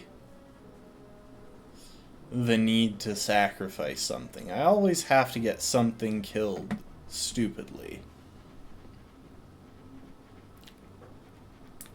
So yeah, there are so many different ways that I could have attempted that would have gone perfectly safely. Not the least of which was just using Heracross again. When am I going to learn that the answer most of the time in this run is just use Heracross? Okay, well, anyway. Togetic, you're gonna fly us somewhere. Actually, you're gonna fly us to a couple of places. And the first one isn't going to make sense for... Actually, you know what? Oh my gosh, I'm being indecisive all of a sudden. Freeze that. So, our next destination... I should actually explain this real quick. Our next destination is over here, Canalave City, in the far west. Because Canalave is where the 6th gym leader is. Now, I can't remember if we get access to Iron Island before or after the 6th gym leader. I think it's before, but I could be wrong. That said, if I jump over to Canalave City...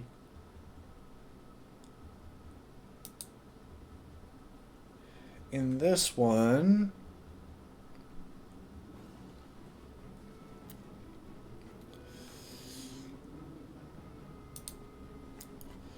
in Bulbapedia, I should be able to get an idea. Okay, so, Platinum. It looks like our rival fight is going to be before the gym battle. And the gym trainer... the gym leader runs...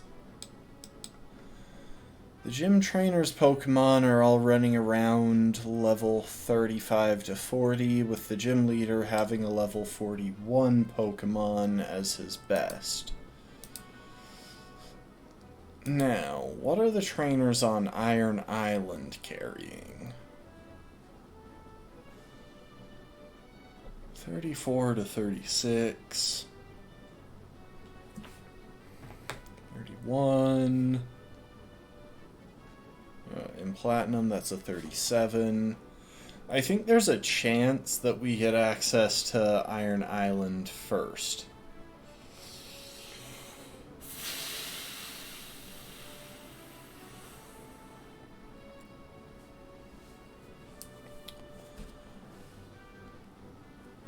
But you know what? I think I've got a better idea for what I'm about to do. You're heading to sleep, Emmy? Thanks for hanging out. Okay. I know where we're headed right now. And it's none of the above, because we're heading to Sand Gym Town.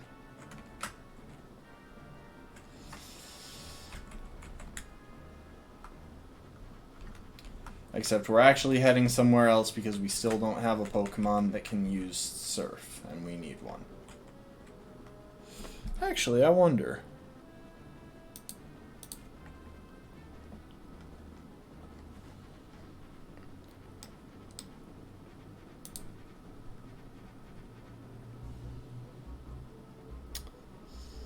Well, I mean, we definitely don't, but I'm trying to pick a Pokemon that'll save space on our team when we're exploring. Sand Gym Town. And if we go just to the south...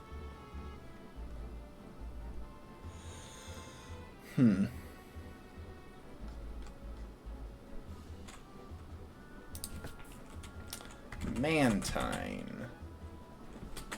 Cerebi.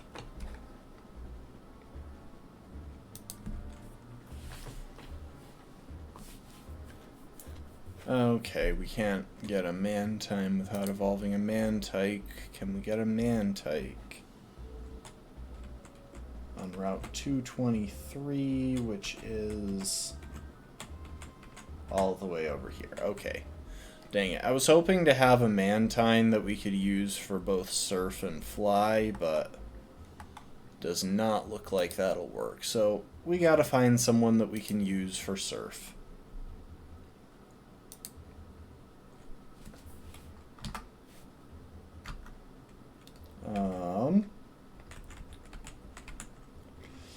Which means let's head over to Hearthome. And if we head west of here, we should be able to find a Bibarel pretty quick. Unless it just decides to give us endless Ralts. Which apparently it really wants to do.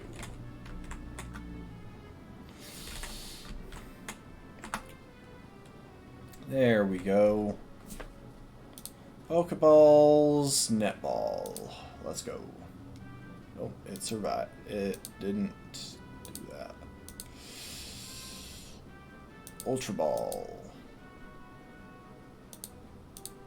Let's just try a Pokeball. I can keep this up for a long time.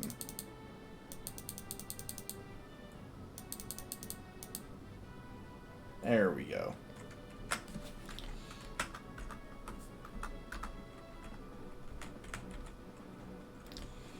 Okay, and now we have what we need. So we're gonna fly over to Sand Gym Town. And our plan is to head south of there. Because once we get access to a specific location, we get something very special.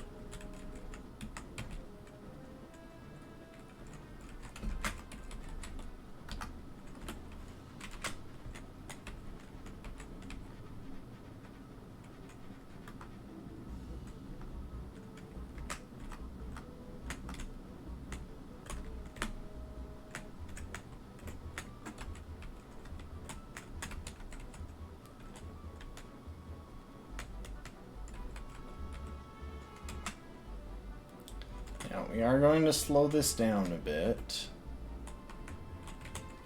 I'm not all that worried, I think, about any items along here.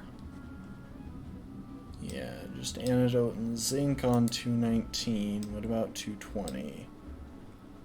Splash plate, big pearl. Yeah, we don't have to worry about any items here.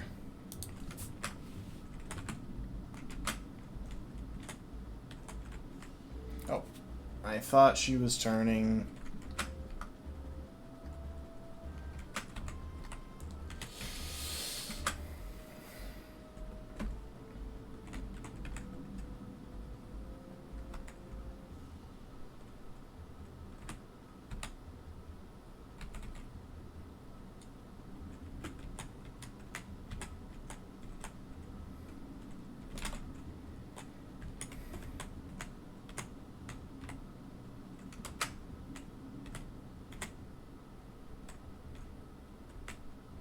Okay, we got here.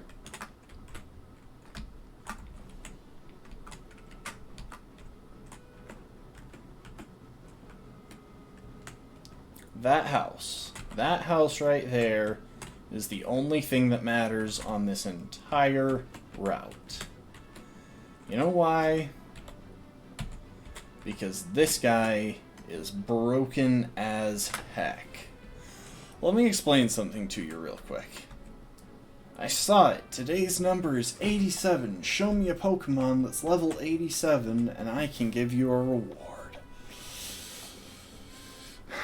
This guy asks every day for a Pokemon of a specific level. You can easily farm this by time traveling to future days until he gives you a Pokemon of a certain level.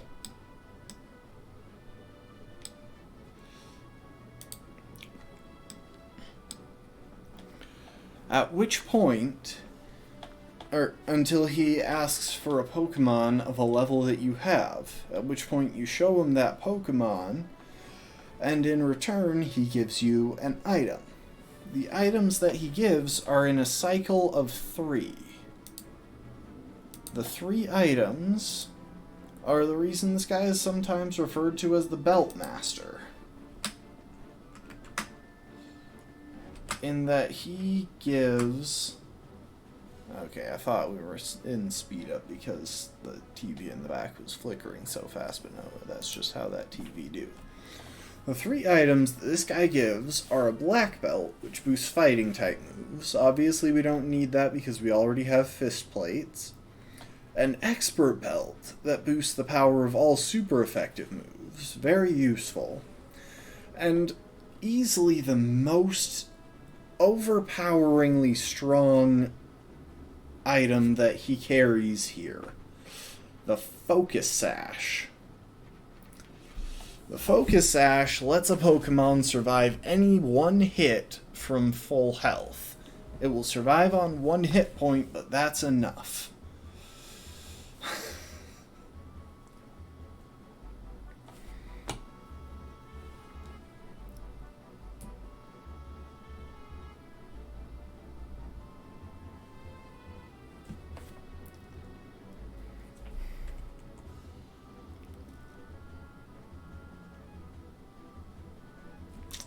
Now, let me check some things.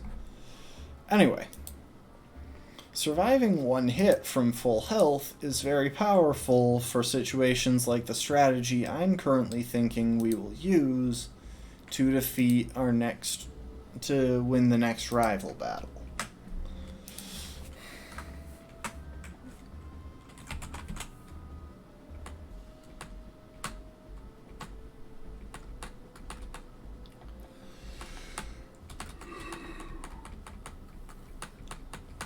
As soon as I find the correct rival battle on this trainer dock. Oh, I've overshot. Here we are. So, this battle, he will have a level 38 Empoleon But that's not the big issue. While the Empoleon is scary, sure, it's the Staraptor that concerns me. The Staraptor and the Heracross.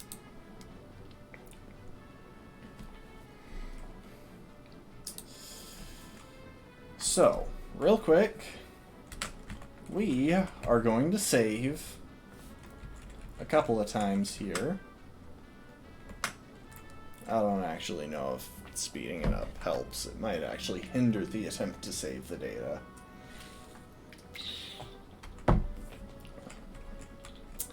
We're going to save a couple of times here, and then because this guy's belts are a farmable resource, we are going to make a bunch of... We're going to go ahead and add a bunch of his belts to our inventory.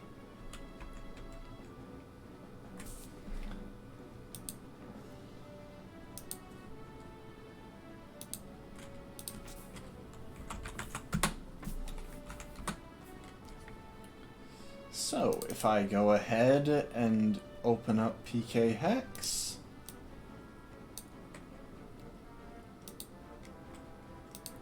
and go to our items, we can now gain access to all of the we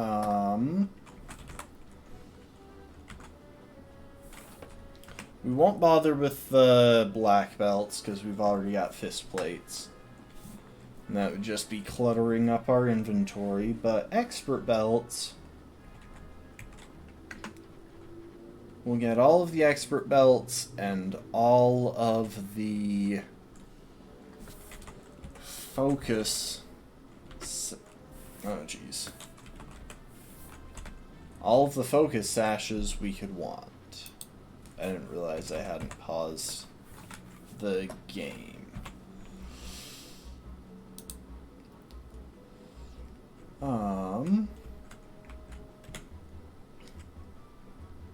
I feel like there was something else I wanted to do.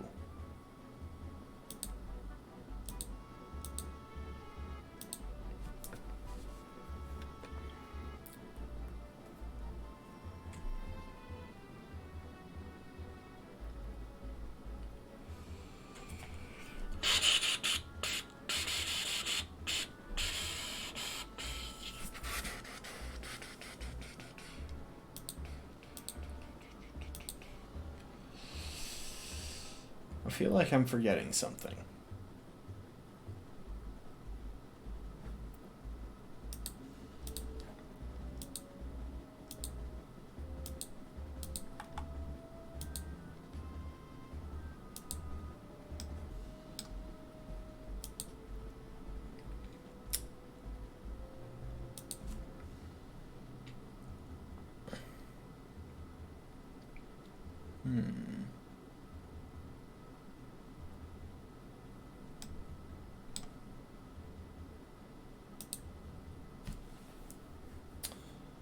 Yeah, I think that's it.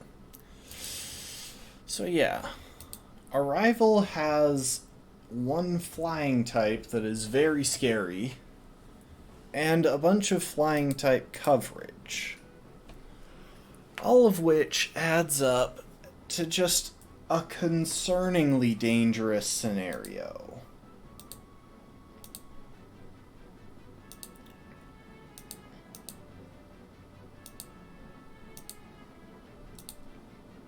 I don't know why I closed PK Hex. I'm probably going to wind up needing it again.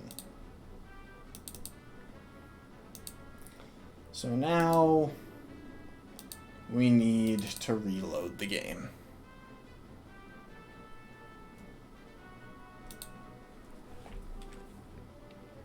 How's everyone in chat doing? Good, good.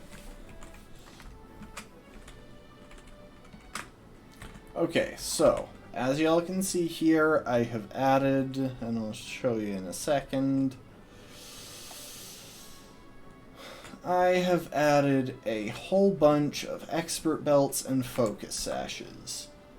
The former of which is probably going to be the core of the strategy for this next fight.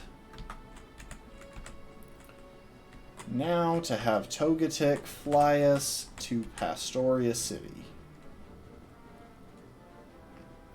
I should probably check those routes to the west of Pastoria, just on Cerebi, and make sure I'm not missing any important items. We'll heal up.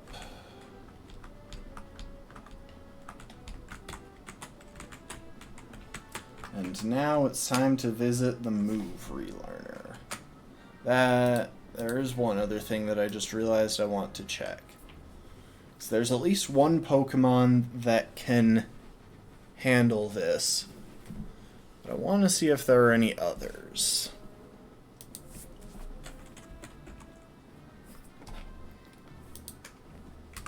I keep forgetting to pause when I go over to check something on another tab, so anytime I hit one of the movement keys, I accidentally cause my character to take a step.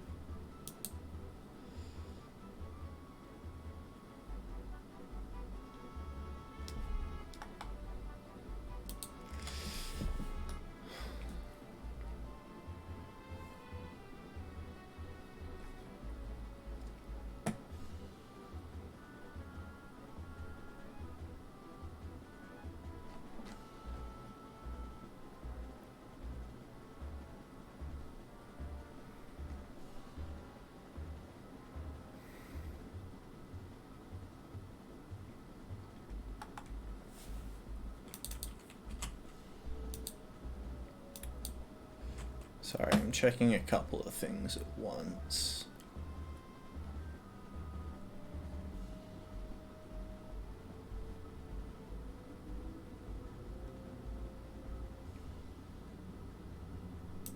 Okay.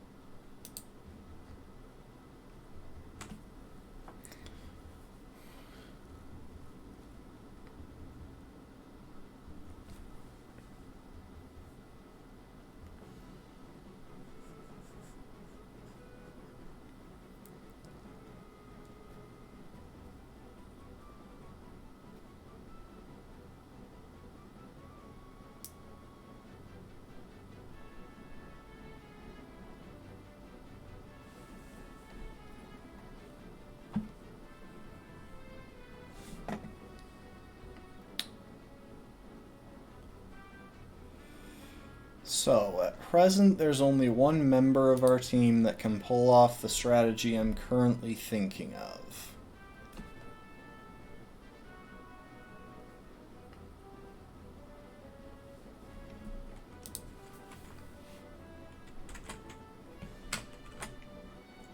And that member is Heracross.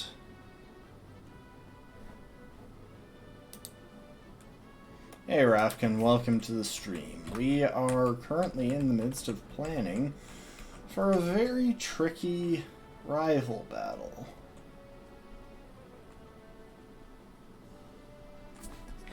Hold up, I have one more thing I want to check actually. So I just had an idea.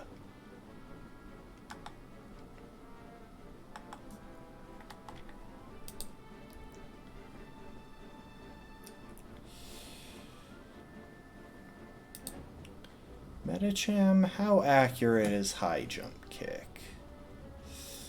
90%. Ooh, that's risky, but it could be worth it with a wide lens.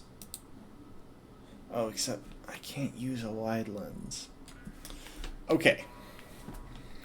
Let me walk y'all through my current thought process here.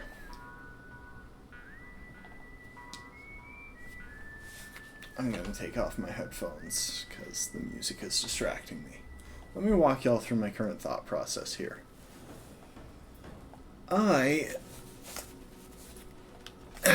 So we've got a rival battle.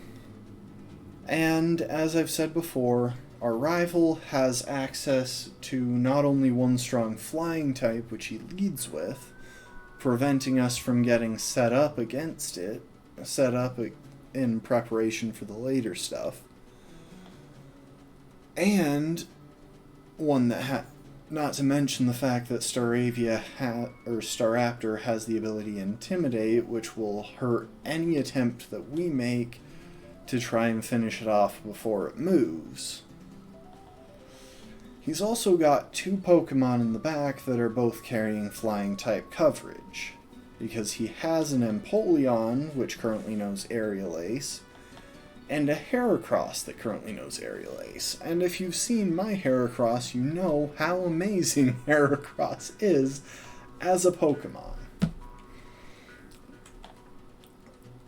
So, the funny thing is that the Staraptor in the lead is relatively easy to deal with using a fairly simple strategy. So if we go ahead and drop, I'm thinking Aerial Ace, in exchange for Counter,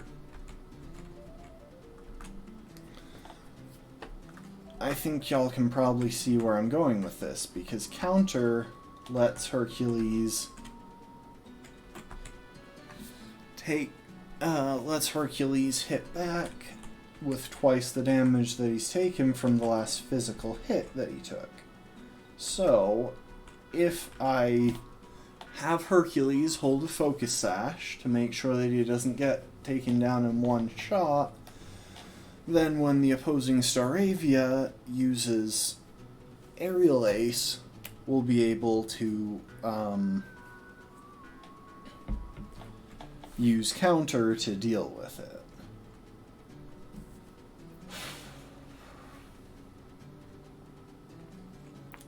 The trouble is figuring out what to do from that point forward.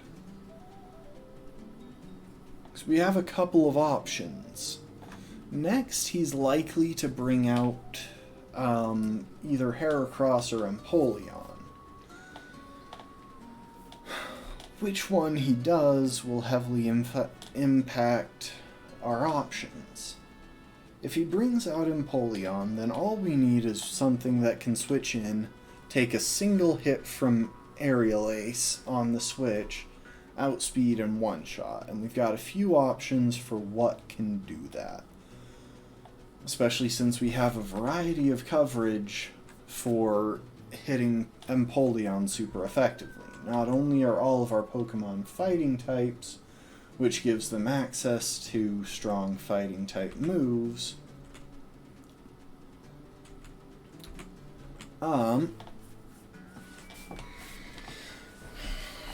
our Pokemon are also carrying options like Thunder Punch,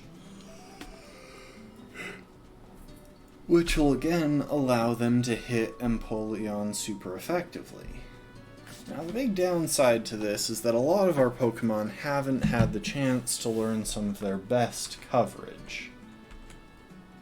For example, Arthur hasn't learned Close Combat. Otherwise, I would absolutely just go into just give Arthur a Colbur Berry to take the Aerial Ace on the switch, and then go in there, one-shot the Empoleon with Close Combat, and one-shot the Heracross that comes in after with Psycho Cut. And I'm reasonably confident that that would work.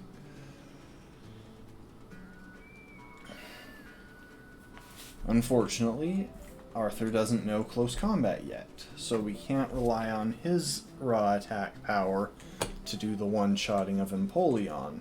And everyone else kind of has their downsides. We've obviously got Genghis, who, while he could absolutely one-shot Empoleon with Revenge, doesn't have the speed to outspeed,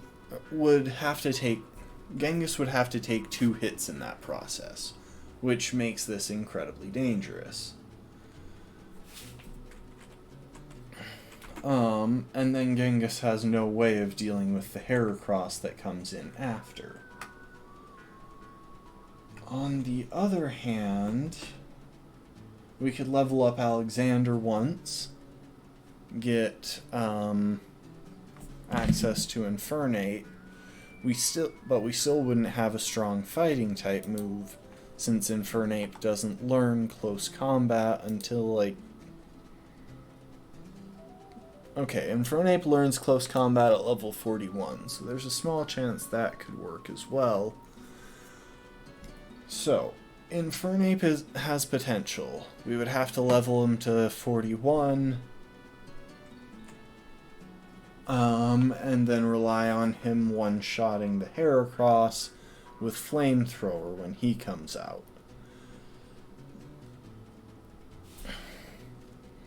Or there is option C, which is what I'm considering right now, Medicham.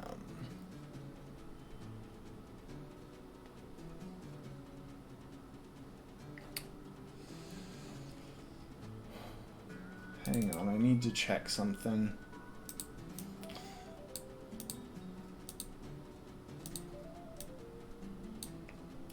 Medicham, what is... Sorry, I'm opening this in PK Hex because it'll give me more precise stats. Okay, so Medicham's speed stat right now is 102. Unfortunately, he's got a pretty abysmal speed IV.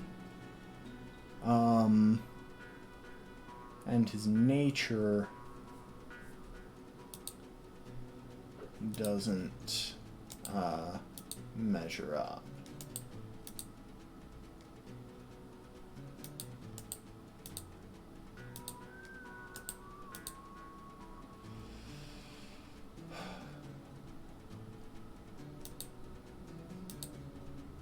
Okay. One thing I'm going to do real quick, because I have no idea why it's not letting me use more drugs to level up, to increase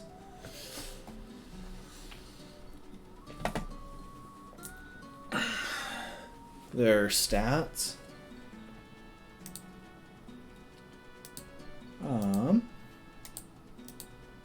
I am just going to go ahead and use the drugs artificially.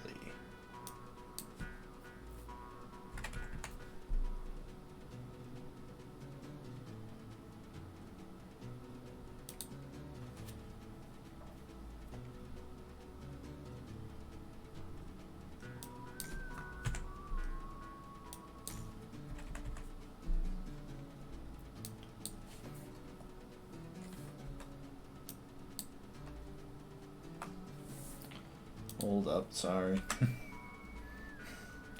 I keep accidentally giving inputs into the other thing. So yeah, I'm just gonna go ahead, use the drugs artificially. And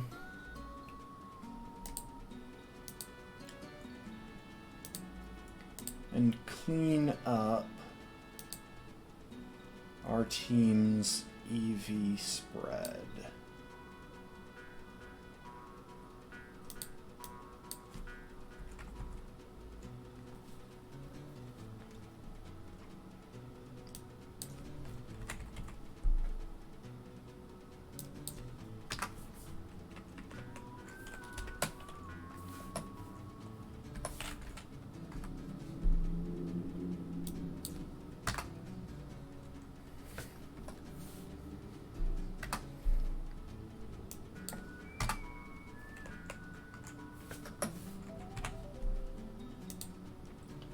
Okay, cleaned up a couple of them.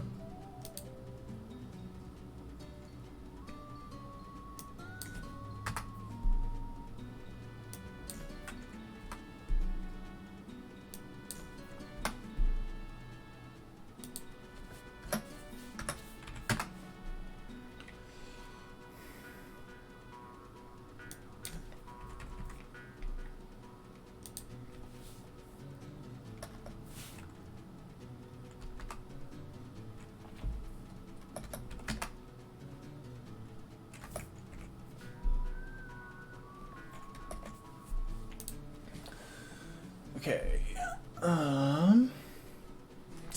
Sorry, I'm just fiddling with their EVs, not their IVs. I apologize if I've said IVs at any point in this process.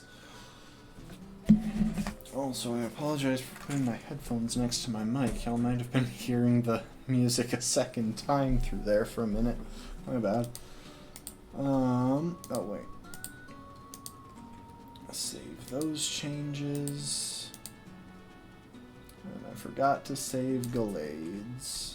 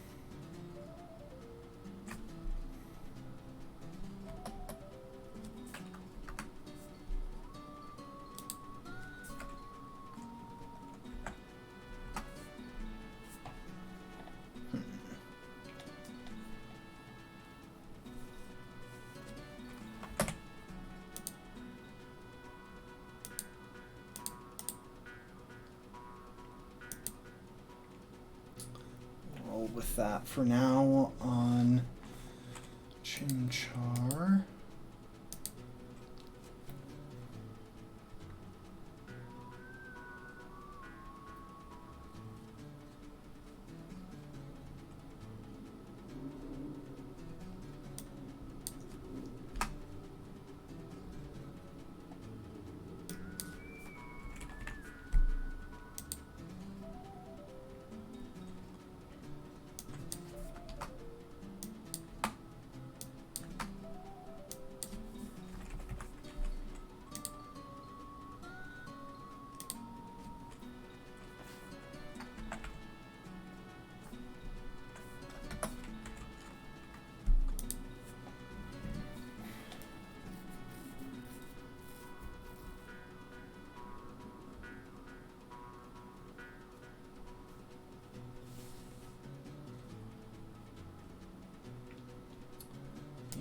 Should work from a champ.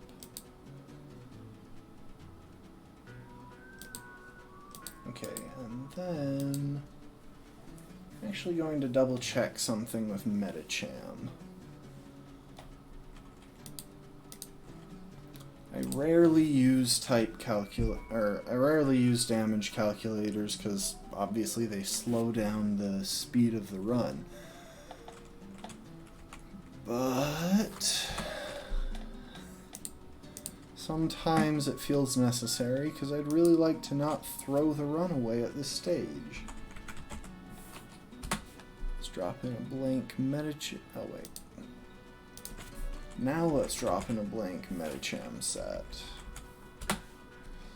And wait. Okay, so Empoleon has a 60 base speed compared to Metacham's 80.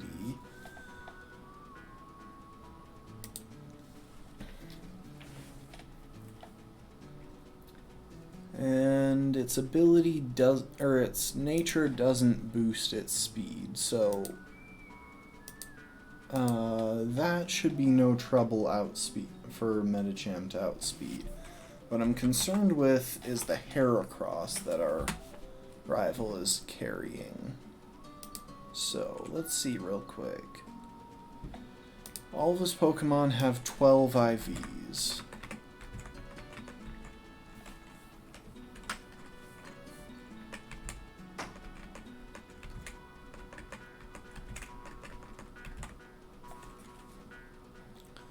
No EVs.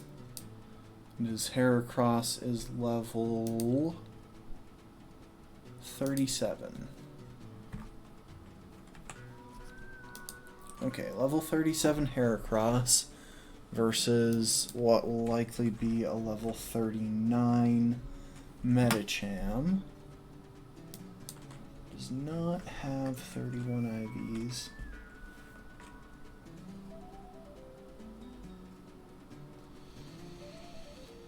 Oh, jeez, that minus attack nature is really screwing up Metacham.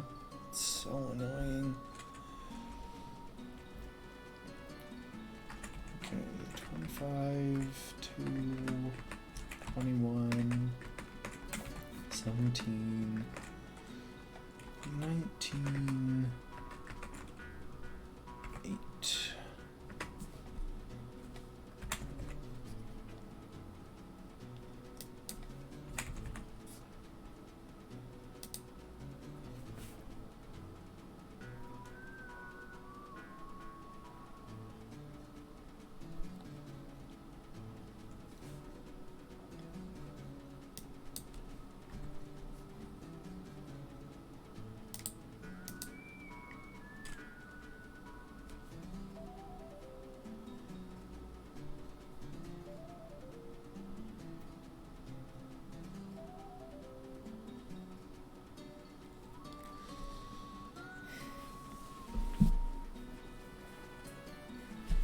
It's really weird.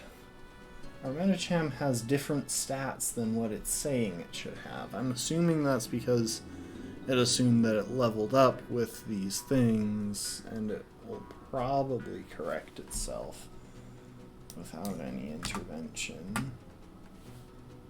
Oh, never mind. I know why it is. Because I don't have the right nature on it. Because for some reason this thing decided to have a bold nature. Still don't know why it has that HP stat when this says it should be 105, but I won't worry about that quite as much.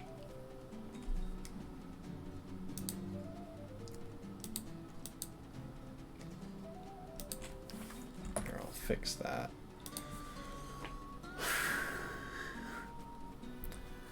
Okay, we're outspeeding at this point. We have had to take... we have no item because we had to take a flying type move with a Colbur Berry. You know what? I should have actually tested out that damage again. Hang on, I need to check against Empoleon. Okay, Empoleon. Let's give it 12 IVs across the board.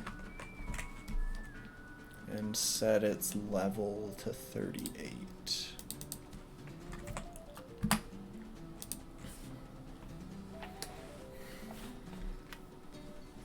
And it has a bashful nature. Okay.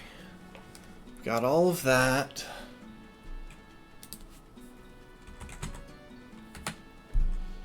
High jump kick should be a guaranteed kill from full health.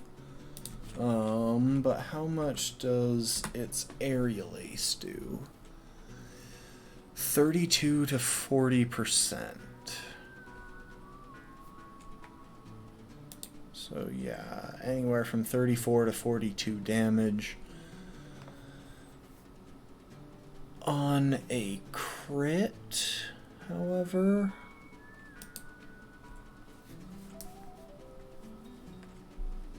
that aerial ace does up to 80%. So hypothetically, we could be as low, without the Colbur Berry, we could be as low as 20%. That said, if we don't have the Colbur Berry, we can use a wide lens, which will boost our accuracy. Let me double check by how much. Boost the accuracy by 10%.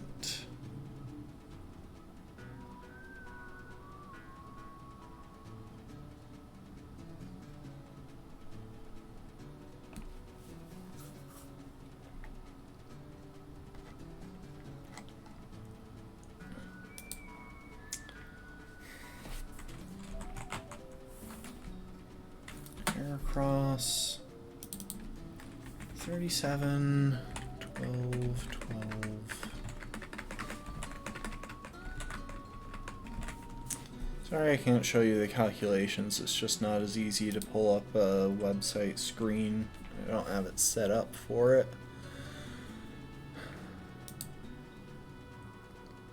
Its nature is bold as well. Battle of the Bold. Well, at least it's getting screwed over by its nature.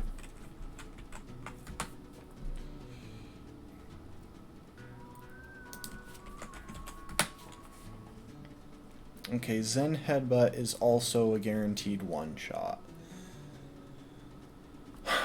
I think our best bet is to give Medicham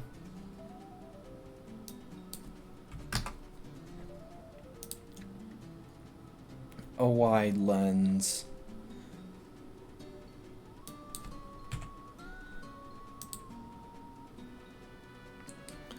Yeah, I think our best bet is to give Medicham a wide lens.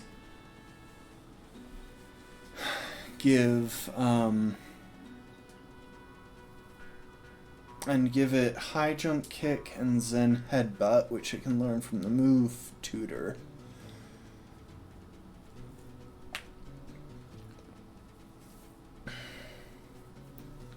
So that it can take care of the Empoleon and the Heracross.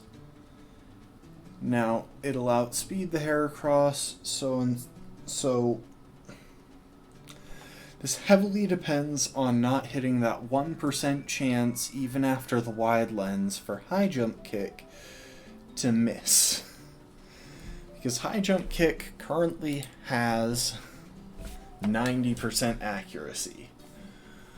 With a wide lens, that increases by 10% of its current value, meaning it would hit 99% of the time. Yeah, I think we're going to want to evolve, so we're going to want to level up Alexander one more time,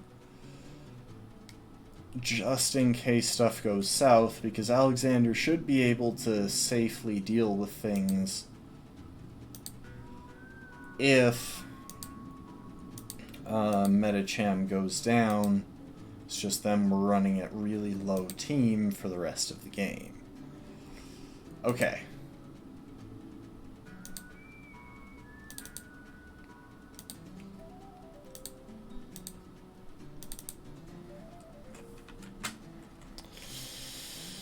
Guys, I think we've got a strategy.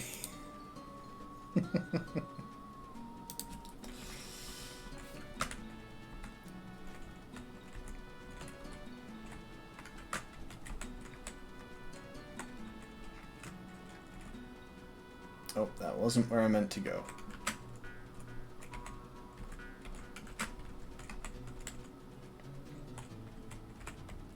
So we're going to head back to Pastoria City real quick.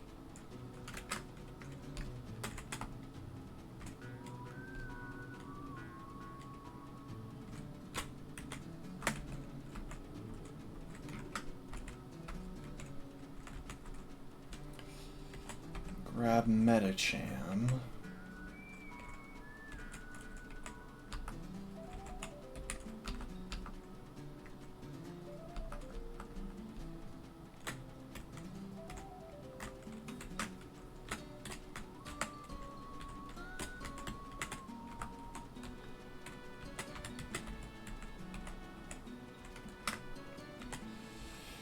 Okay, Sun Tzu.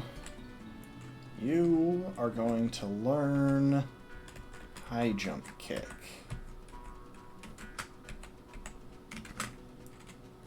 In place of Detect.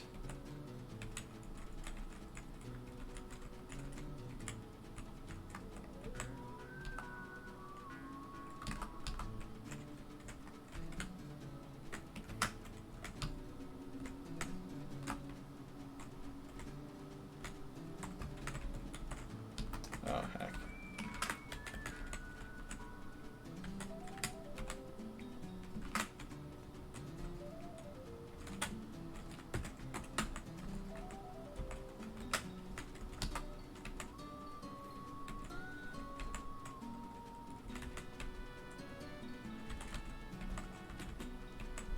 We're going to add B-Barrel to the party instead of...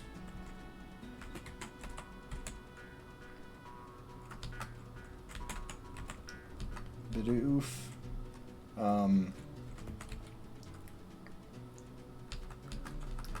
Jeez.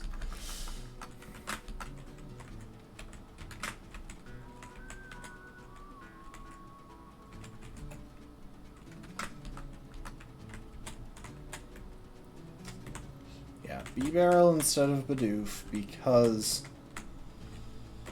we're just going to be using B-Barrel a lot more, so it makes sense to have our HMs on B-Barrel now.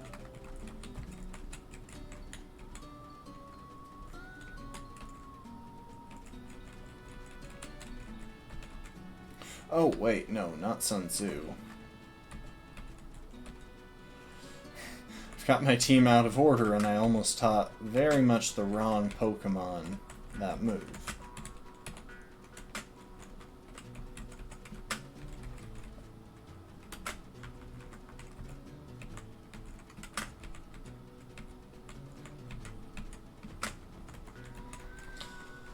One of the things I definitely support in the more recent games is the fact that they've found ways to remove the HMs without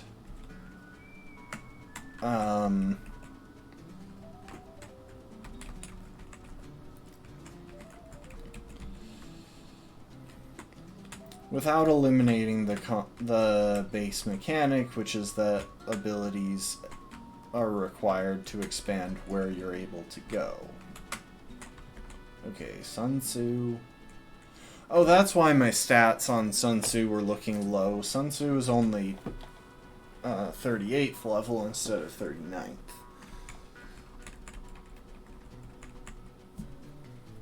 Alright.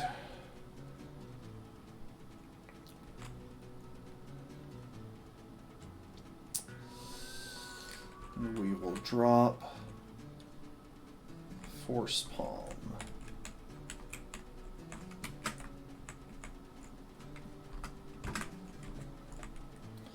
See, if Sun Tzu didn't have that pesky minus attack nature, this would be so much easier.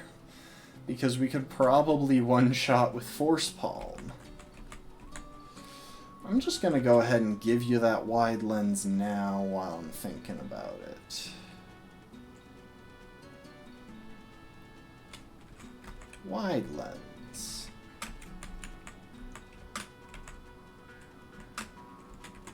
Alexander, you can have an item too. I am thinking an expert belt.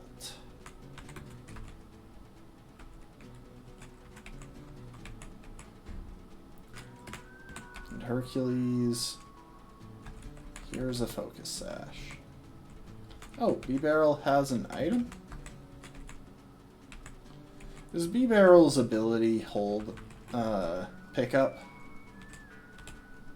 No, simple. I've actually wanted to use a simple B-Barrel in a run for a long time now, because I think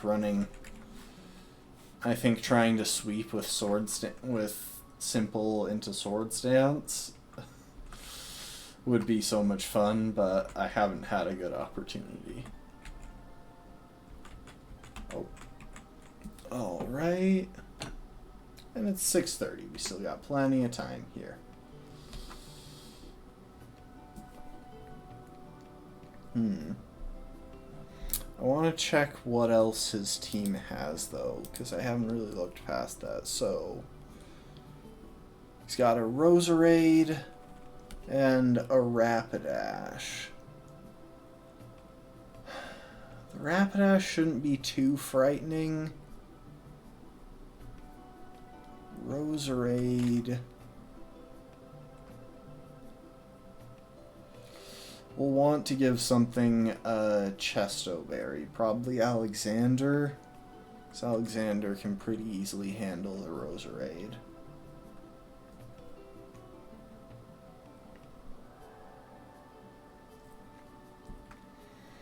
There is one other option that I haven't mentioned in all of this, at least for dealing with the Empoleon, which would be teaching Genghis the move Superpower, which he gets access to.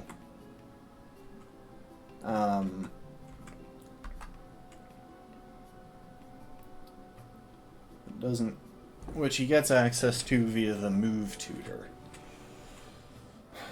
But I don't really want to do that because that's got as many downsides as High Jump Kick does, just in a different timing.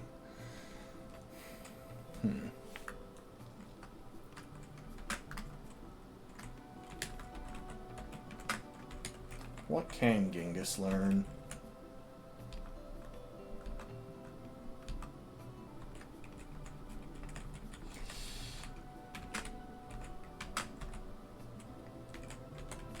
Okay, Genghis can learn Thunder Punch, Fire Punch, Ice Punch, and Vacuum Wave. He's already got Ice Punch, which is probably the best of those since we're going to be dealing with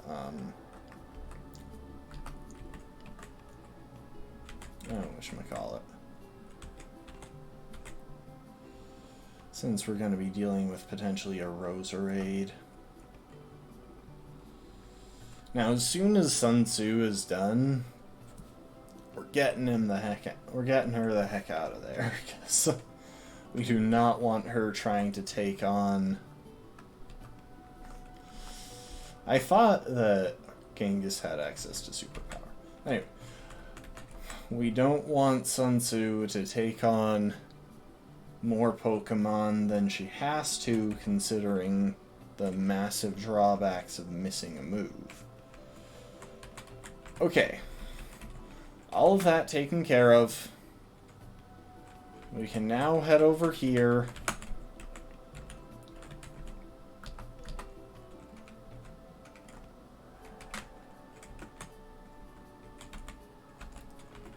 Put Arthur back in the party in place of Togetic.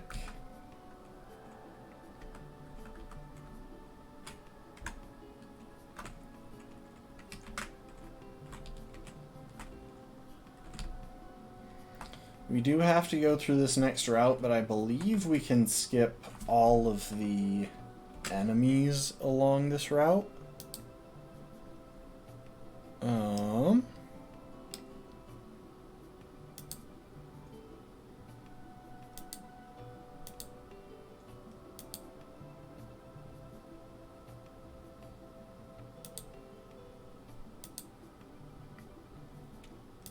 So let's see, Route 218, are there any useful items I'll want to pick up while we're passing through here?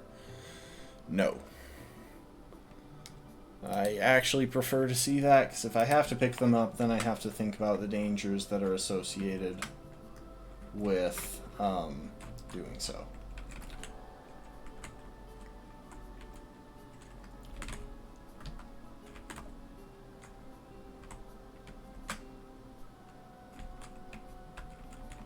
Hang on. We're going a slightly different route that'll allow us to safely sidestep that dude. So yeah, luckily these guys are facing the water, not the land, as fishermen should. Meaning we're able to carefully maneuver around all of the trainers.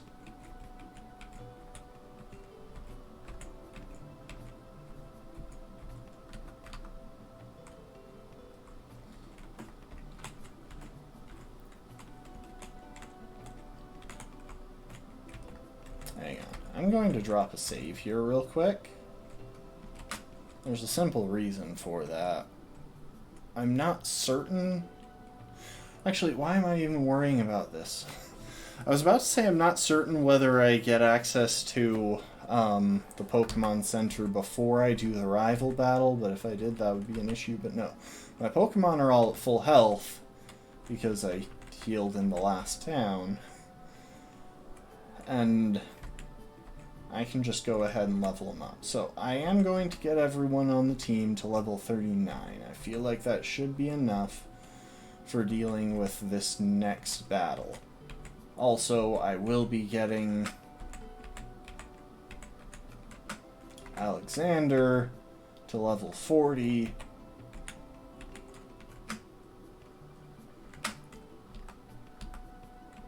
To learn, or to become Infernape, so that we can actually use him against the Heracross if we have to.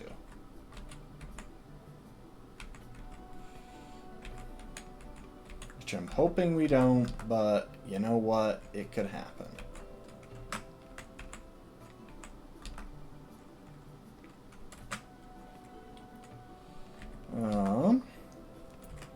So now let's go ahead and check their movesets and items, make sure everything's good. So Hercules has Focus Sash, and I did not remember to teach him Counter. Thank goodness I checked, otherwise we could have been screwed there from the very beginning, since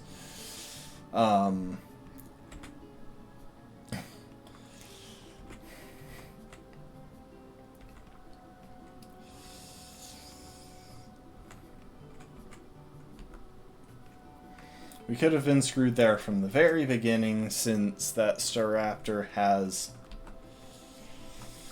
Quick Attack. Okay.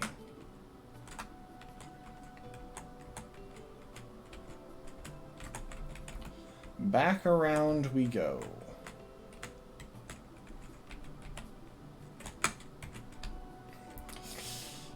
We have to head all this way because, again, I don't know if we get access to the Pokemon Center before we do the rival battle.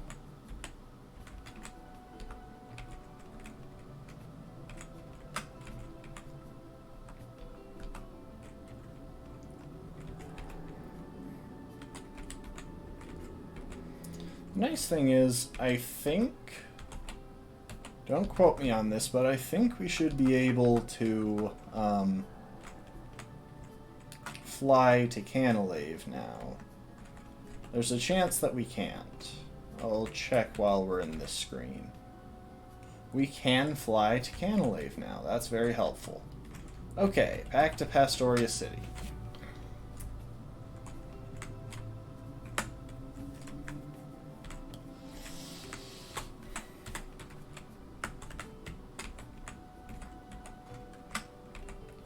Hercules, you are now going to learn how to counter. See, Hercules has close combat, and I think Hercules could actually take out Empoleon in a single shot, but I don't really want to risk that.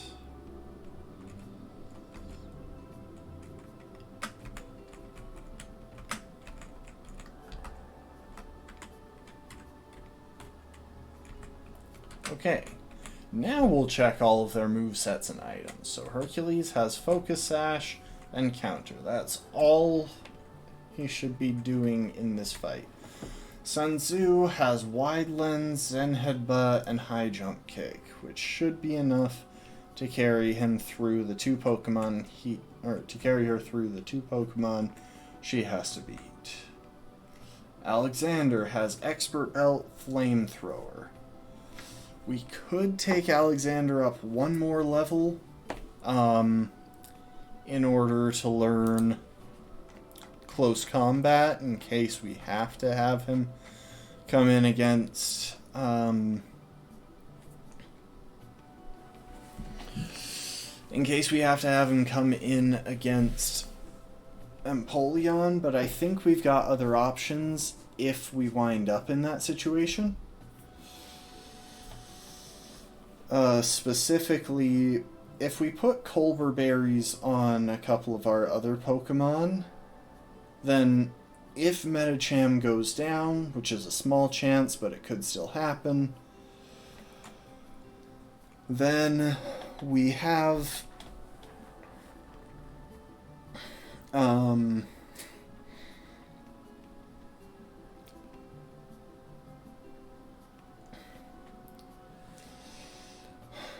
then we can get one of our Pokemon in safely to deal with Empoleon. I'm thinking Genghis in order to beat Empoleon, and then if we give a Colbur Berry to Arthur, he should be able to come in safely enough on Heracross to finish the Heracross with Psycho Cut.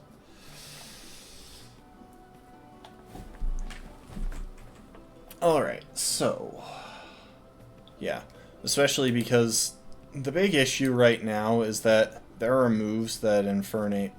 Oh, never mind, Infernape can relearn Taunt. I thought that was...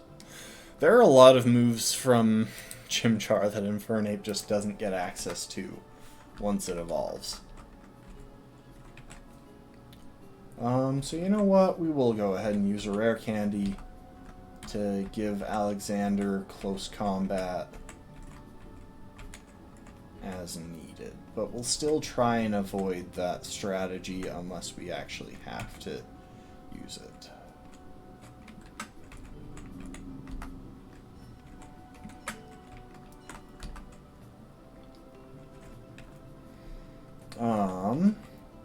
So let's see, Alexander has that and an Expert Belt. Yeah, that should work. Genghis has all that and a Piapa Berry. We'll swap that for a Colbur Berry. And Arthur has those and a Piapa and leftovers. We'll swap those for a Colbur Berry as well.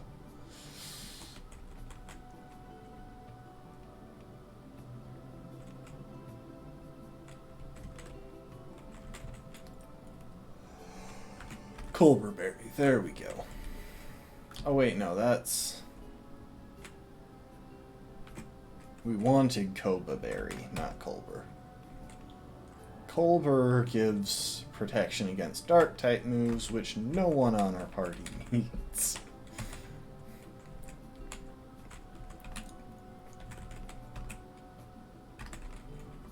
You know what would be cool? A Dark-type move called, like, Muscle Cramp or something that deals super effective damage to fighting types, kind of the same way Freeze Dry circumvents water types ice resistance. Okay, well now we're in a scenario where Alexander is the highest level member of the party, which is kind of funny. But yeah, I think we're good to go with taking on our rival. We're at least as prepared as I think we're going to get.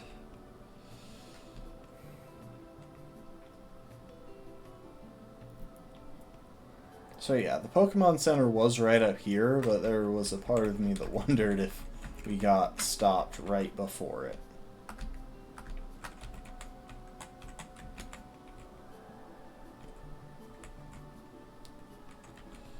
Strength from Iron Island. So, Iron Island in this game, unlike the previous games, is actually a required location because you have to go there to get the TM for strength.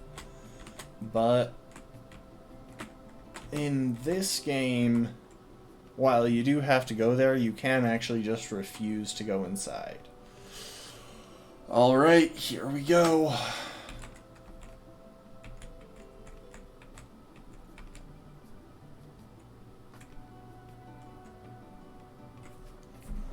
If it weren't for that stupid Staraptor, this would be such an easy, this would be such an easy run as far as the rival is concerned. Counter. Nothing fancy, just counter. And it is going to drop us right down to the Focus Sash. Luckily, nothing on his team has Pursuit.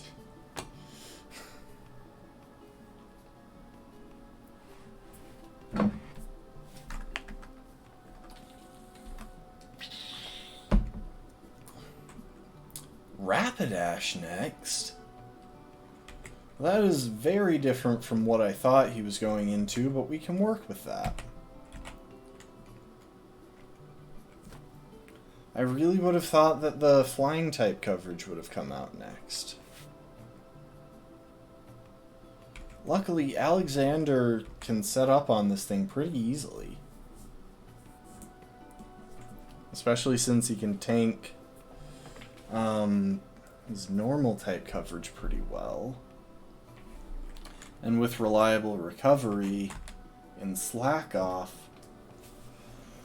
Okay, this may have just turned into a much easier fight than I was expecting.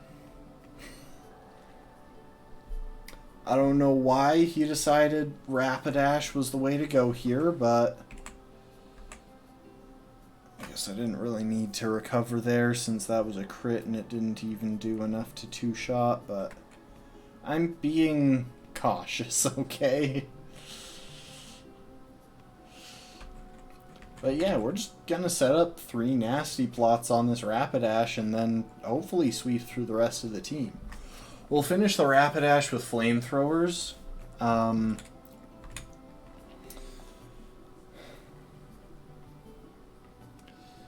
So that we don't have to take a close combat special defense drop. Ooh, that was another crit. Jeez, you're getting all the luck today. All the luck, but none of the good decision making. We're probably going to stall here until it misses a takedown after we're at full health. So we'll spam slack off for a bit.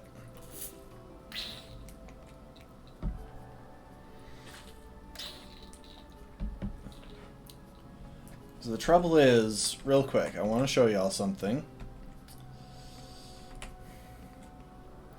So we see the massive difference here between Alexander's special attack and physical.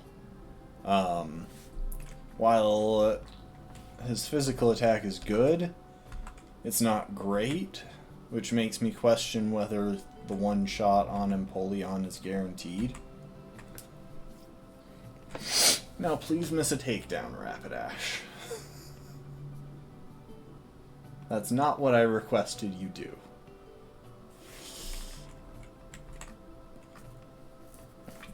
But yeah, I'm not sure if the one-shot with close combat on Empoleon is guaranteed, but I'm reasonably confident that at +6, at quad power, Flamethrower will be enough for the one-shot. We're going to keep spamming slack off until this thing misses, or runs out of takedowns, or goes for something else. Or just dies to its own takedown recoil. Thank you for missing. That saves us a little bit of time.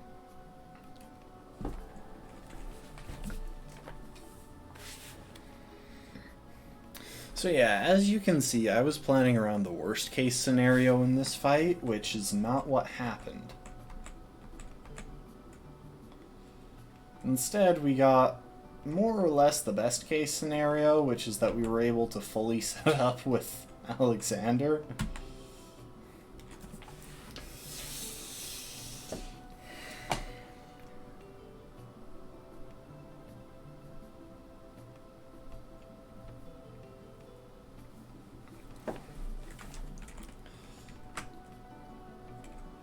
So Alexander won't be available for the gym battle coming up.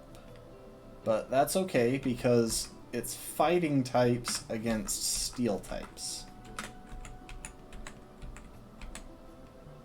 Okay, so now we have access to Iron Island.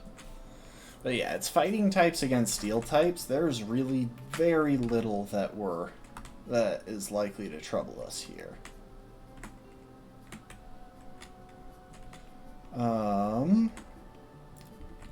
I don't know if we have access to the ferry to Iron Island yet. If we do, then we're gonna head there. Okay. We have access to Iron Island. So now, it's time to go take on the gym. Actually, okay, here's what we're gonna do to make sure that I'm not dumb about this. We are going to the gym. We're going to clear out the gym trainers that we need to in order to get to the gym leader. Okay. Among other things, we actually do need to box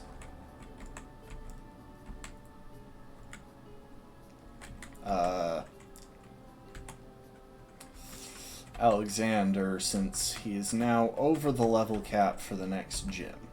But that's fine. He's done what he needed to for this stage. The rest of them are good to go.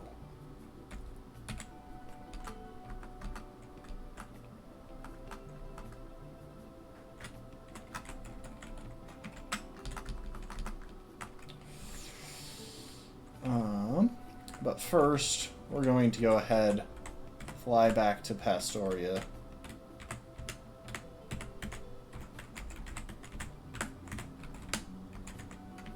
Fine, I'll slow it down. I keep wanting to land on the right thing at full speed, at max speed, but I can't. I'm just not that accurate. Okay, so, first of all, Hercules, you're gonna go ahead and learn Night Slash again, because I would really prefer to just never have to use counter strats again.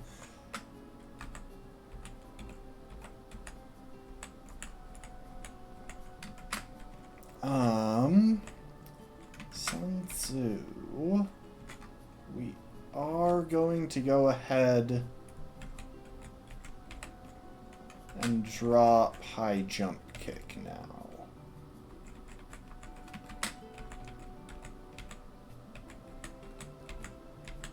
And actually, you know what?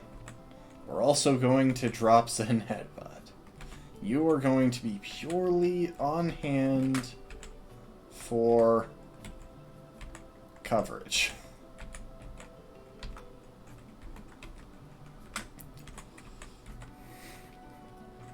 So real quick, I want to highlight something. Sun Tzu has max attack EVs and the ability Pure Power, which doubles his attack stat. And even after all of that, she is only slightly stronger. One single point stronger than Arthur, attack-wise. Because of that stupid minus attack nature. Which I am honestly still so mad about. She actually hits less strong, she actually hits less hard than Genghis.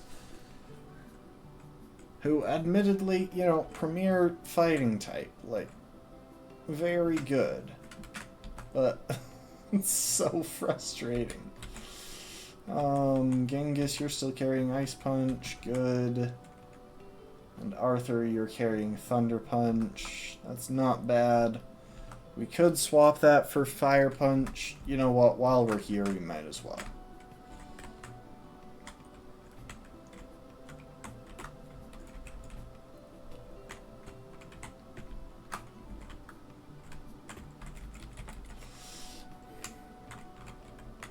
There's not really a reason to not swap it for Fire Punch.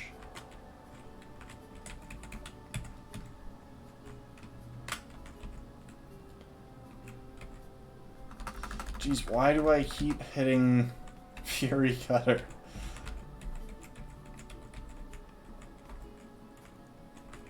We may actually eventually have to hack in more shards. Okay, Fire Punch. See, I want Leaf Blade in there because Grass is actually kind of a tricky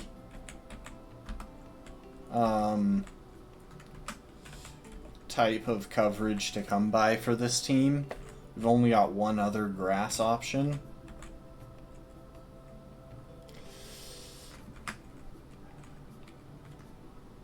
Let's make sure we're fully healed.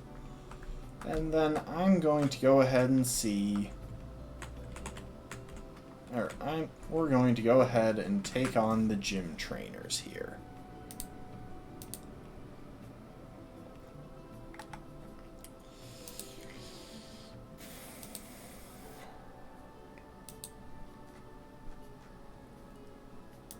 So, Canalave City Gym. Lots of Steelix who tend to have coverage, I think, like the... Oh wait, I should check Platinum. Yeah, still lots of Steelix. The difficulty they are will depend heavily on their coverage.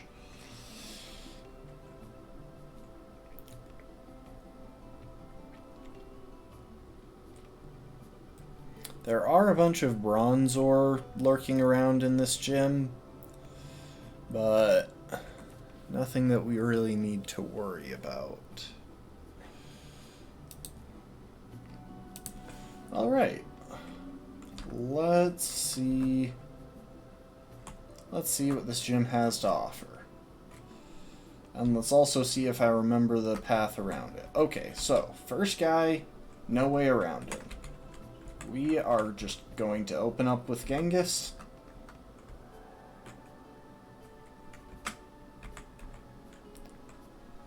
And beat down on his Steelix. So, Revenge. That's fine. If this doesn't kill, then we would be going for Wake Up Slap most likely anyway. So yeah, because he didn't attack us, that wasn't a one-shot.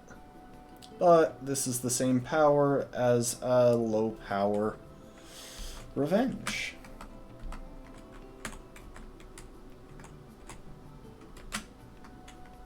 Okay. So real quick, none of these drop us right into battle. So it looks like we need one of those two off to the right. So, this guy, probably our first big issue. Just have to make sure that we don't get caught by him while he's spinning.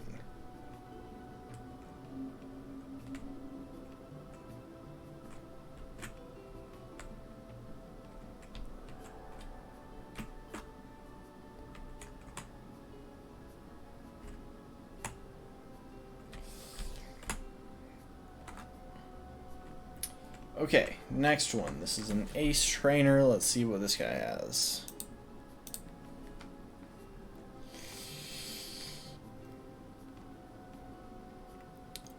So, after the guy with the single Steelix, it looks like this ace trainer has a Scizor. His strongest moves against us will be Metal Claw and Slash. I think if we just take him out fast, we have a Pokemon with fire coverage. I believe Arthur has fire coverage, as does Sun Tzu. We'll use Sun Tzu.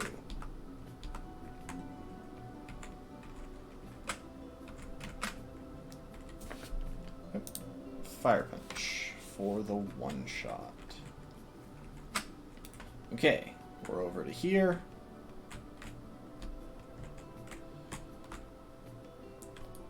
Let's see what's over here. Yeah, that's what I thought.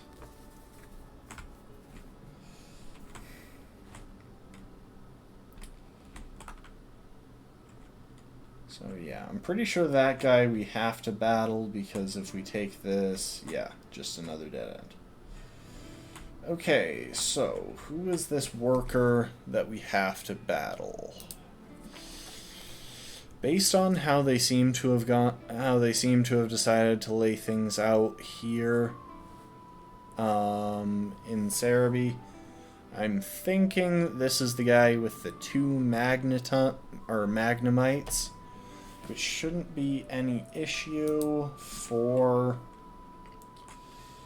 Sun Tzu, who we already have up front. Can handle this with Fire Punch. Should probably give Sun Tzu an expert belt since she's no longer carrying those inaccurate moves.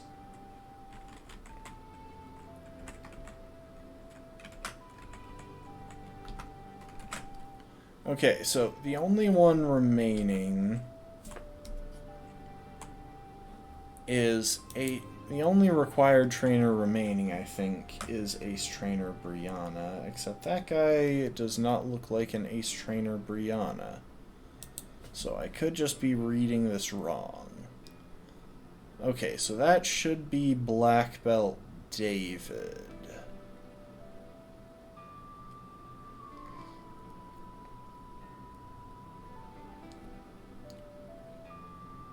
Because we already fought Black Belt Ricky, and we do have to go through this way.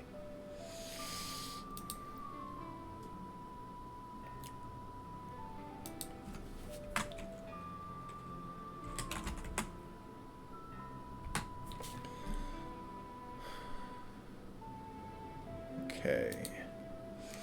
He does have two very strong Steelixes.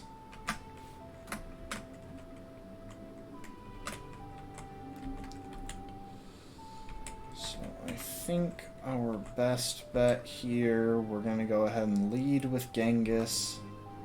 And we've got Hercules in the back.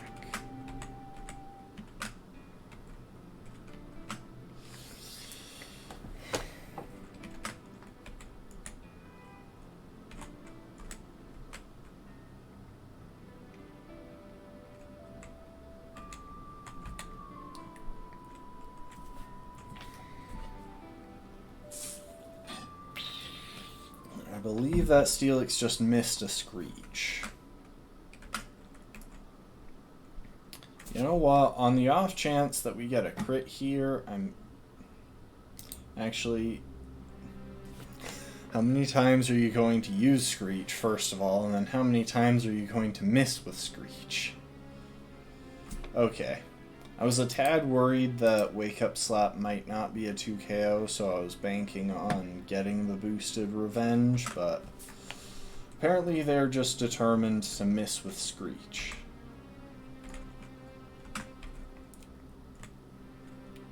Okay, so we just got access to Cross Chop. If we were an O-Guard Machamp, I would 100% go for this right away.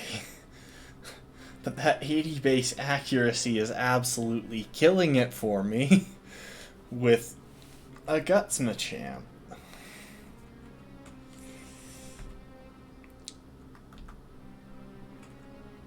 We're going to give up on learning Cross Chop for now. There might be a time when I think we need it, but that time is not right now. Ah, and there is Brianna.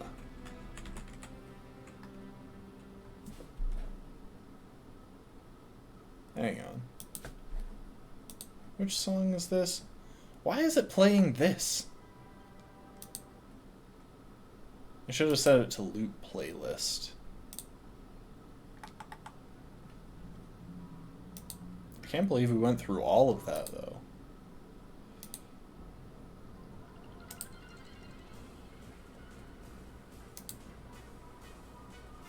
Yeah, there we go.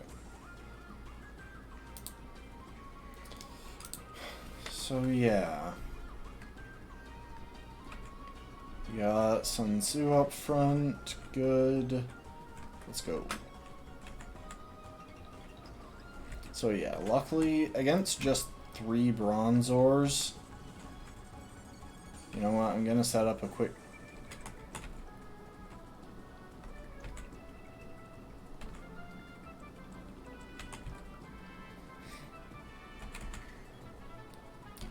I was going to get cheeky, set up a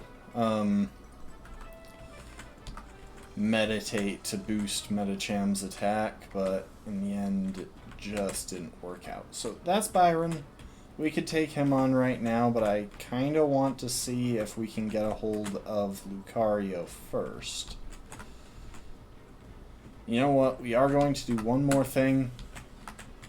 This guy right here has some a Magnemite. I'm just going to clear him out of the way so that we don't have to worry about him next time we're passing through. Because spinners are annoying, and if we don't have to deal with them, we're not going to. Okay, let's go and see if we can get a Lucario. Let's go and see if we can get a Riolu. If we can, the leveling up will be super quick. I'll just load him up with Friendship. And load it up with Friendship, and then we'll roll with that. have B-Barrel in my party right now, right?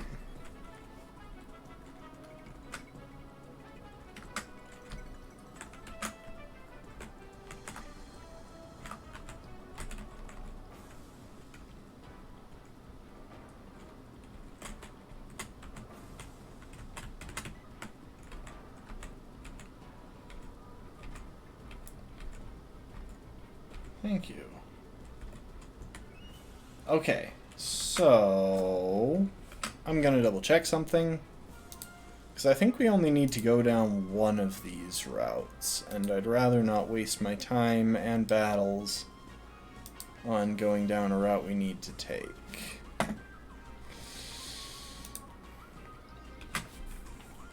Riolu. It's a gift Pokemon in which area? Basement 2, left cave. Okay, so I think we need to go left.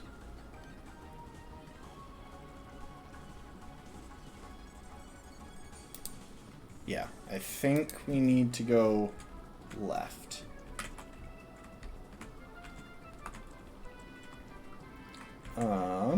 And we're gonna start using some repels.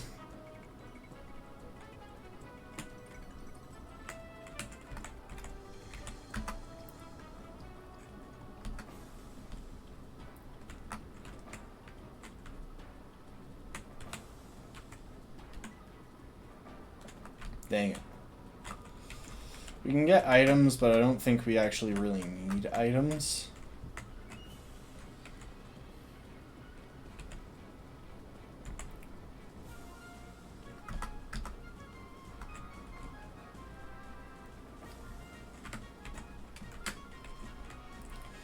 The big trouble here is that we need to play pretty carefully with our level cap.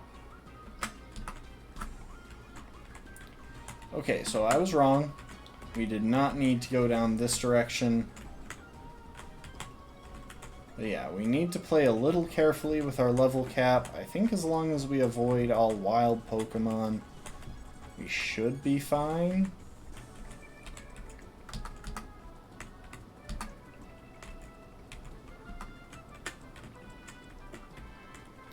There are some trainers in here that I don't know if we can avoid. Like that one we could have. I didn't realize she was a spinner. I thought she was just facing the one direction. Okay.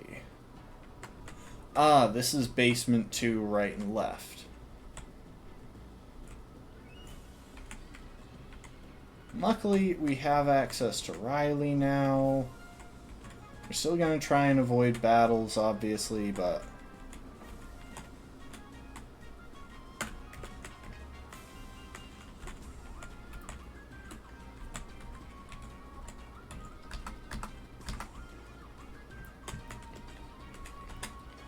we may have to get into a couple, but at least we don't need to worry about...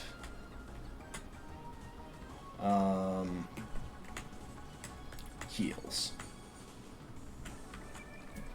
What's right here? And where is right? Oh, I really thought there was an item in that thing, but apparently not.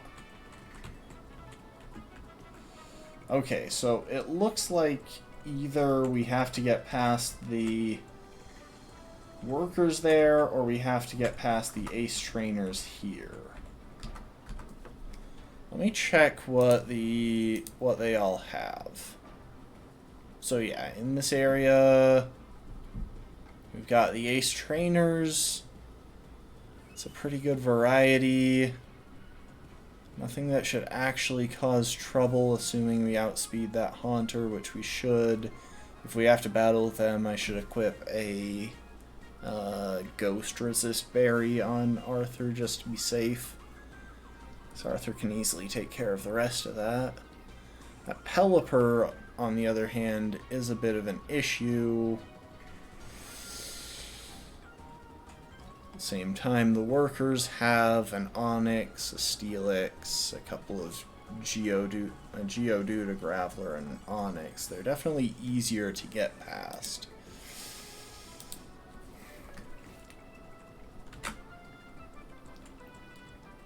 So yeah, we're definitely going to battle these guys one at a time. I think the safe bet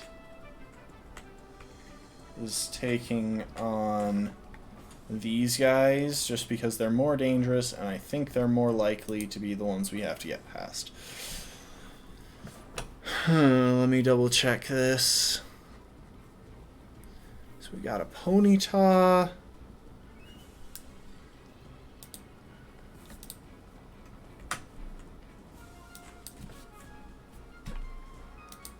What's your name? Jonah.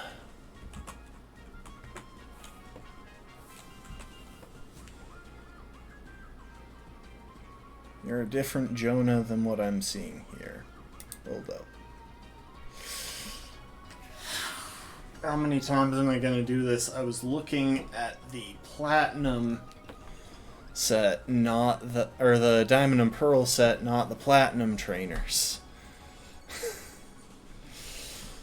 Oh my gosh, this guy has a Staraptor. Why do you have a Staraptor? You've got a Quagsire, so I guess we should be able to get set up against something else to take down the Staraptor. Yeah, okay, hold up.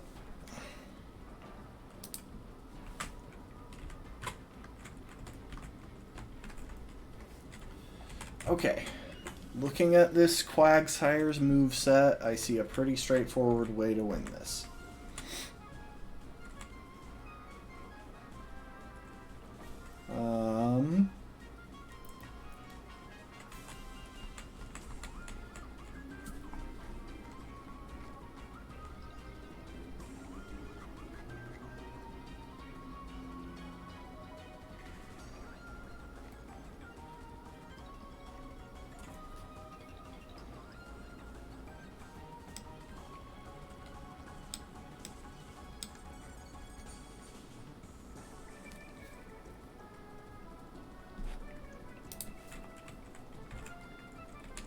Okay, Heracross, you're going to go ahead and drop Aerial Ace for Substitute.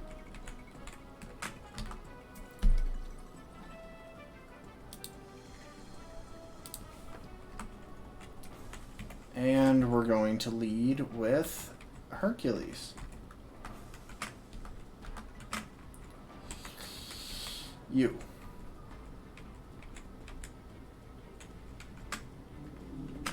Okay, so he's got a Quagsire. The thing is, his most effective move against us is Slam. He also has Yawn, so I'm going to set up a substitute. I should have given Hercules the leftovers there. Okay, yeah, so as long as this thing doesn't break our substitute, we can start setting up Swords Dances. We need a few because this guy's Staraptor is going to be a problem in a minute.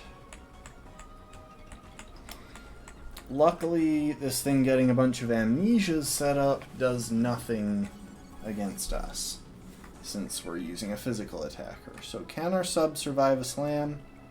It can. Okay, that is excellent. One more Swords Dance then, and I think we've already won this battle at this point. We are going to make sure to have a sub up against when the Staraptor comes out, because it can possibly outspeed. So the only way this really goes south now is if this thing gets multiple crits in a row. Okay, it didn't crit. I think we've won.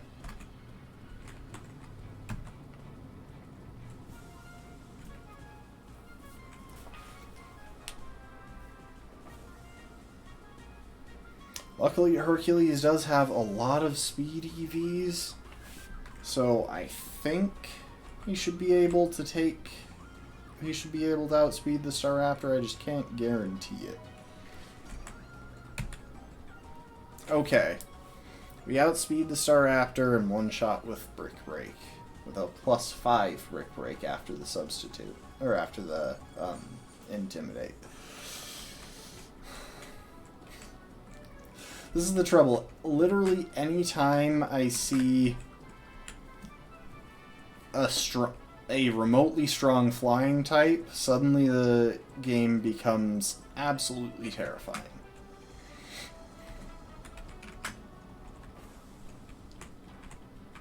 Let's go ahead, use... Oh, wait, we got healed automatically after the fight. I thought we had to talk to him.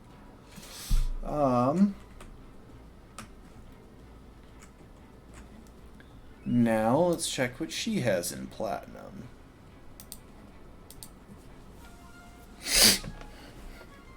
Ace Trainer Micah? Is that... Oh no, we're looking for Ace Trainer Brenda. So, Lopunny, Curlia, and Medicham.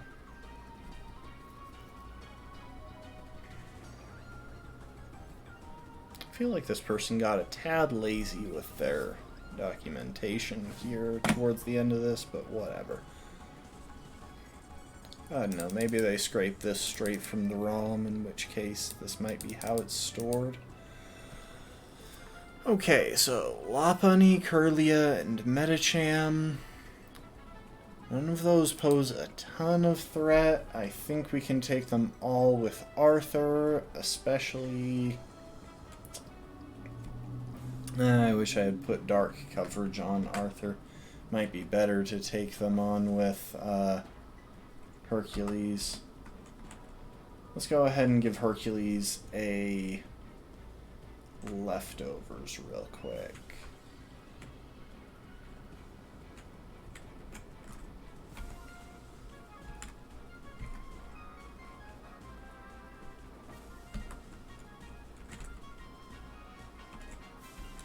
Yeah, we'll go into this with Hercules, just because Hercules has a slightly better matchup against the Medicham. Actually, is that even true?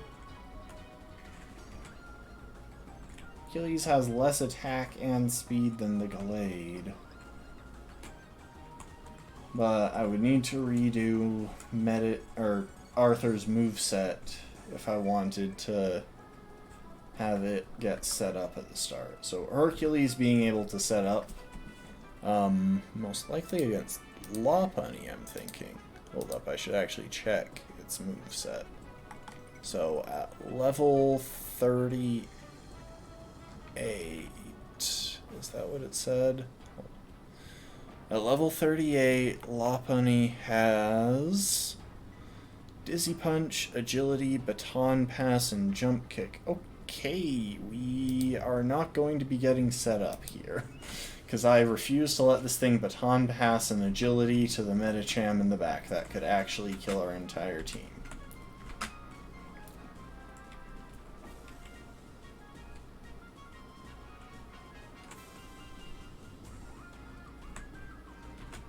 Hercules, just kill it. Just kill the rabbit.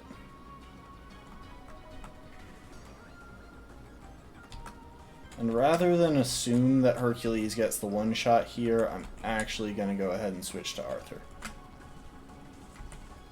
Jeez, why is everything on this team carrying setup? This Medicham has, like, Meditate still or something. Anyway, Psycho Cut. Yes, it has Meditate. It literally... Okay, whatever. You know what? We didn't die. We didn't lose anyone.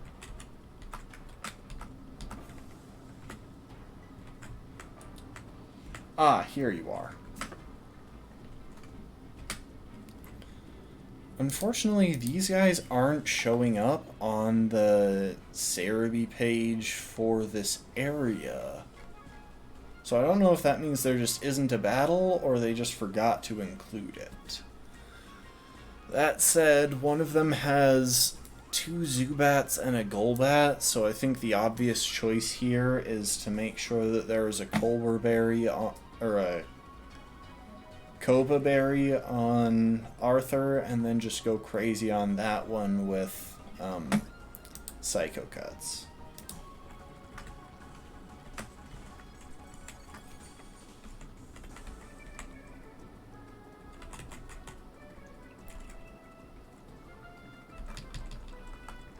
Okay.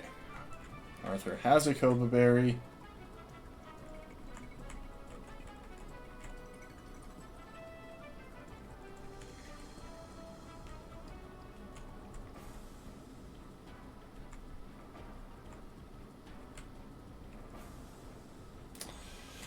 Okay, so yeah, apparently they just didn't include this in the list on therapy.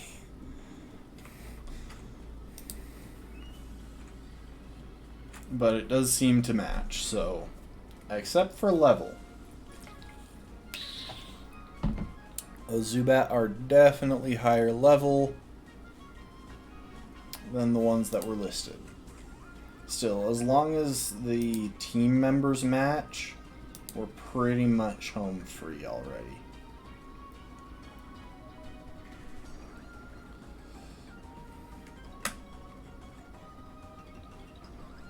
The other team members do not match.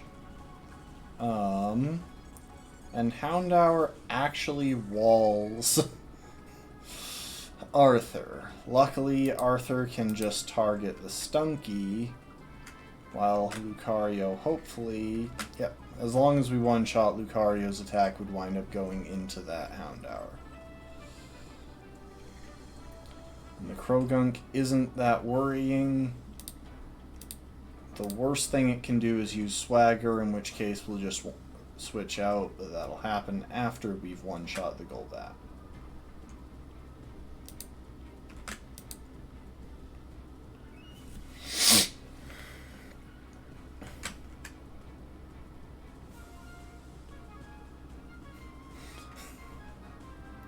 Okay, well, that's Lucario probably dead. Oh, wow, it survived.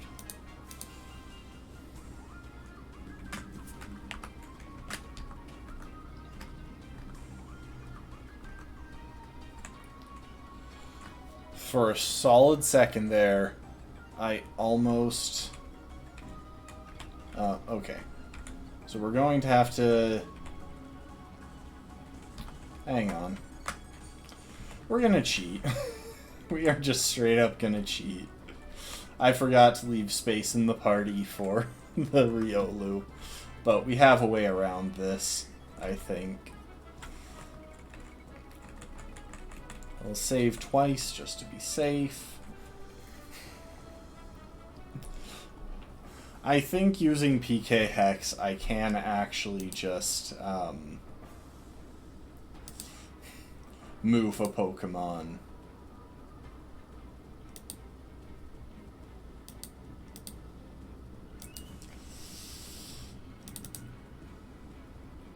Oh, we've already got PK Hex.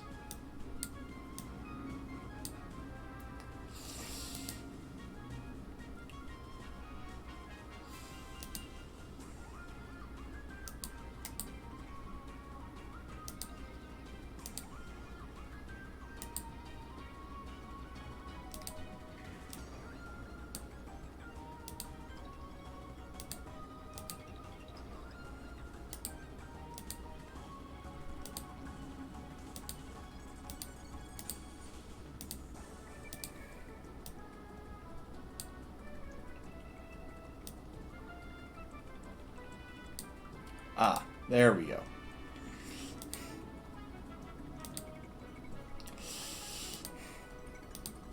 Took me a second to figure that out, but it's still not as long as it would have taken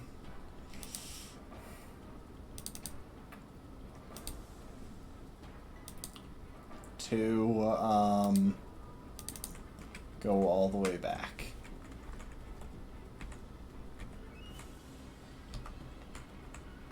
And just like that, our B-Barrel is in the box.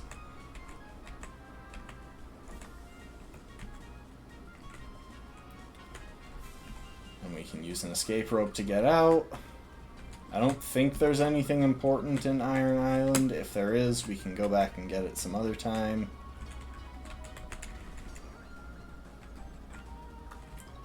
And now we get to do the most fun part. Actually, I wonder if I can cheat that with PKX too. Okay, we'll drop a quick save.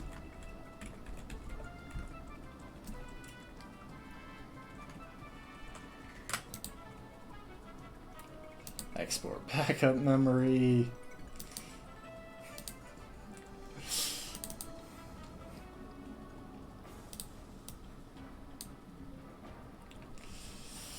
Now, what if I look in our box, view is egg.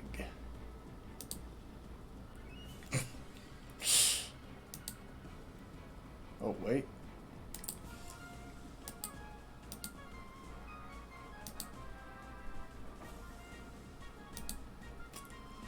Let me save one more time.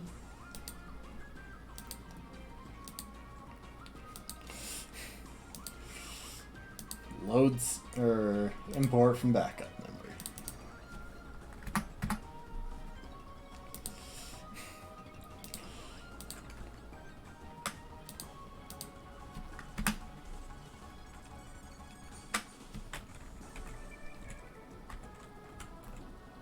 Congratulations, we got a Riolu. So, Riolu currently doesn't have much. A Lonely Nature. I can't remember what that one does, but I've got a sinking feeling that it lowers speed. Hold up.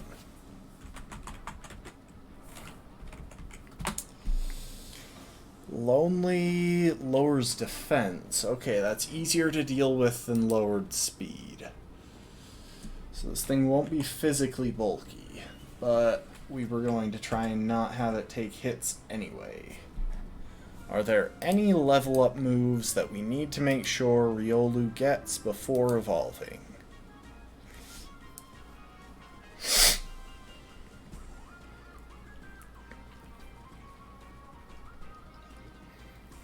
Because again, we could really easily just throw this thing in the daycare, run back and forth for a little bit to get it up some levels. It learns Copycat. That's the only thing that I'm seeing that could potentially come up.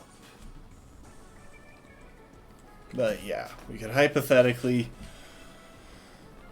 run back and forth to get it up a few levels, get it out, do all the EV training we want to, and it'd be a piece of cake. So I am just going to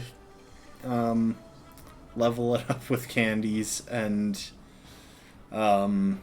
fiddle with its EVs outside, just so we don't have to deal with all of that in-game grindy stuff that doesn't really affect our challenge. Yeah, literally the only thing I'm seeing that will want on Riolu from being Riolu is the move Copycat. Reversal, maybe. We'll probably keep that around, but I doubt that we'll actually use it, because I'm going to be using this little guy as a special attacker. So, anyway.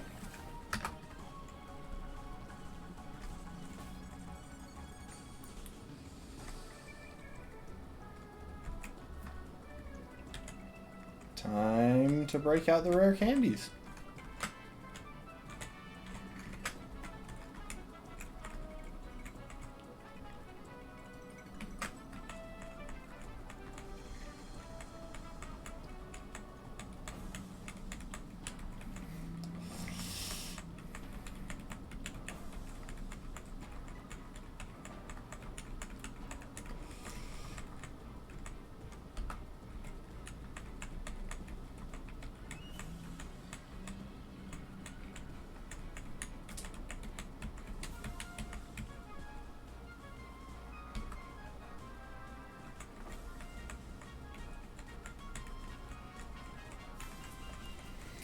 So yeah, we'll keep going with this until level 29.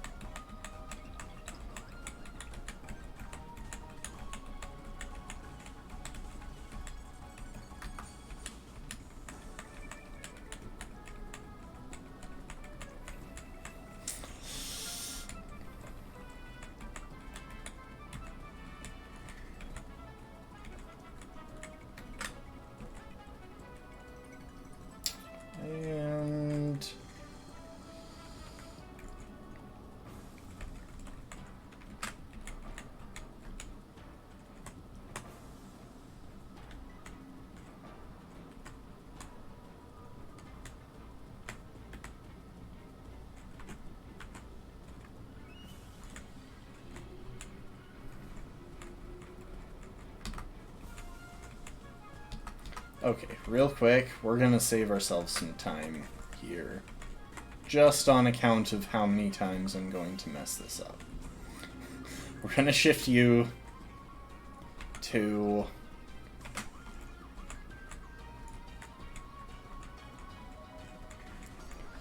the front of the party so that when I accidentally check tag instead of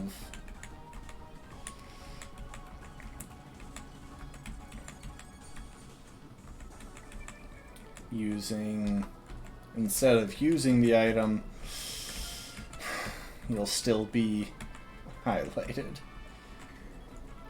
So yeah, we're just gonna do this like 25 times. I think this raises friendship by 10 every time.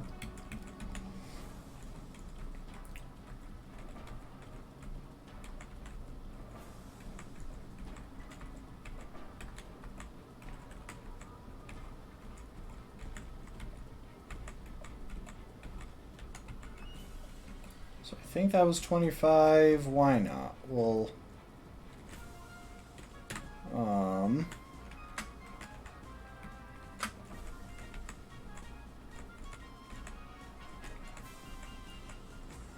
wonder actually, will it tell me when its friendship is maxed out? Because there's no reason not to max out friendship.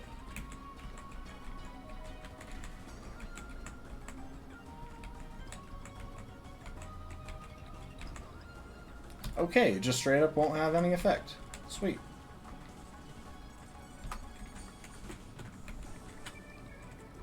And one more rare candy for the evolution.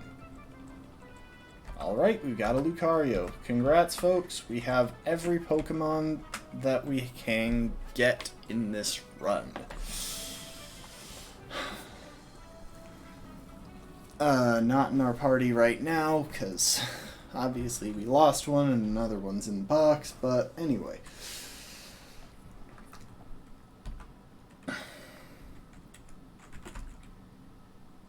Let's go ahead, fly over to Pastoria City to meet up with the move reminder.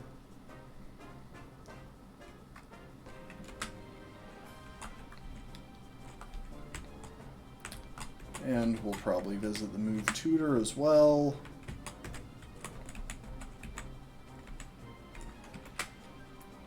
So we'll get Dark Pulse on Lucario.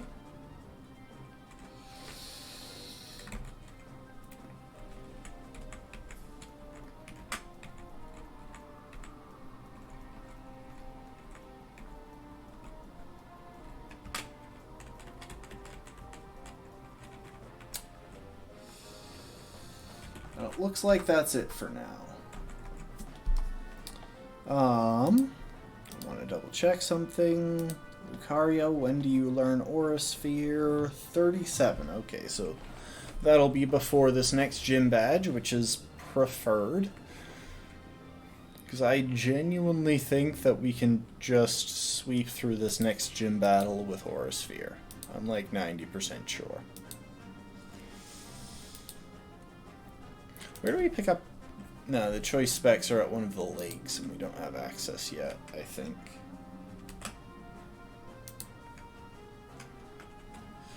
Let me double check.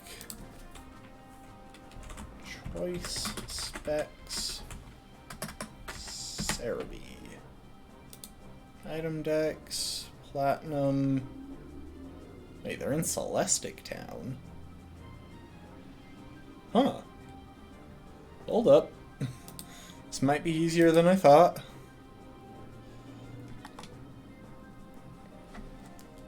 Because as far as the gym leader goes, the only thing that actually threatens Lucario is Thunderbolt from Magneton and Earthquake from Steelix. But if we can one-shot both of...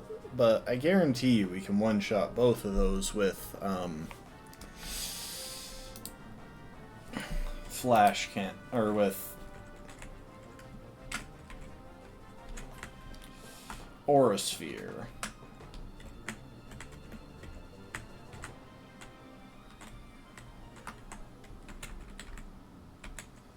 Oh, hang on.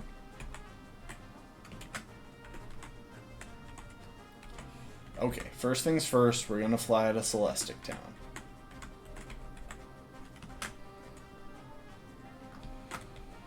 Now, who do we get the specs from?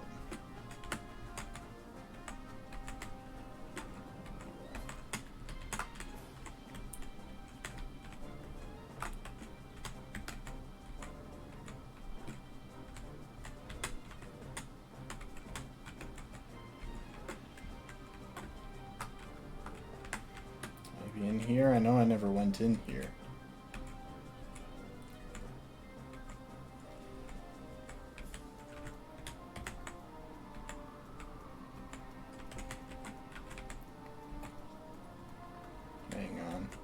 I feel like that guy is the one who can give me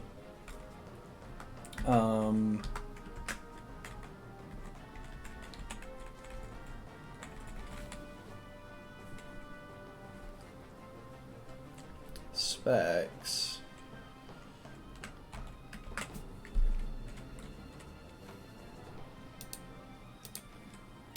Let's see here. Let's stick Town Bulbapedia. Items. From the man in... Okay, so that guy gives glasses depending on time.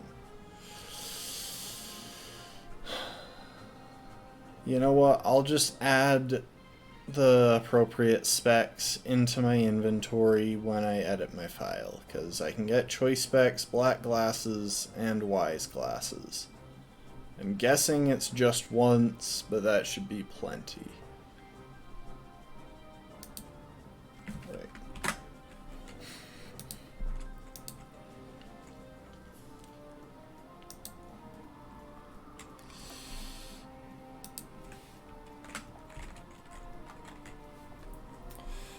Okay.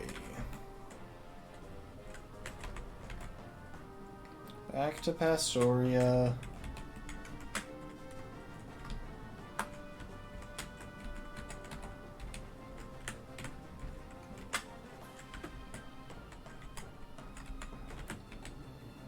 Bibarrel.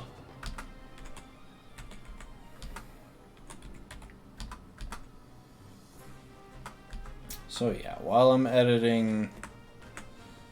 Oh, I forgot to give Lucario its nickname. I'll fix that when I edit as well. So I must have just not been paying attention and been mashing B through whenever it gave me the opportunity to do so.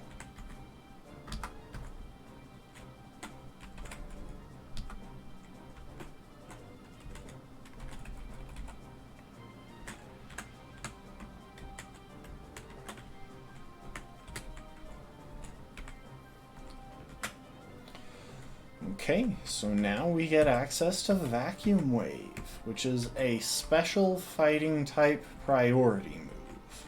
So as you can imagine, that's pretty nice to have around.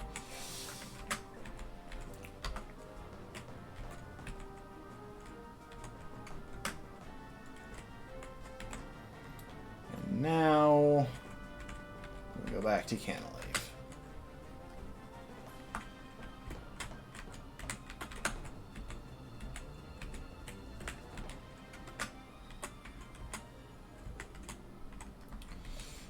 So we still can't use Arthur in this next fight, but I am going to add him into the party.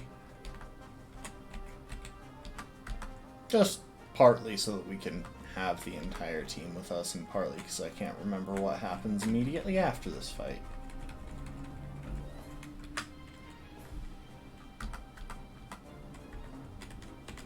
Okay, so we're gonna drop a save.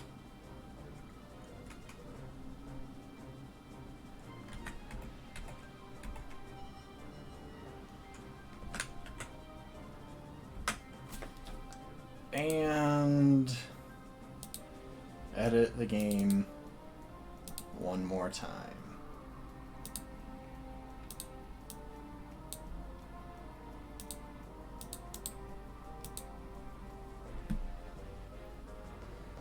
Okay, so gonna change the nickname.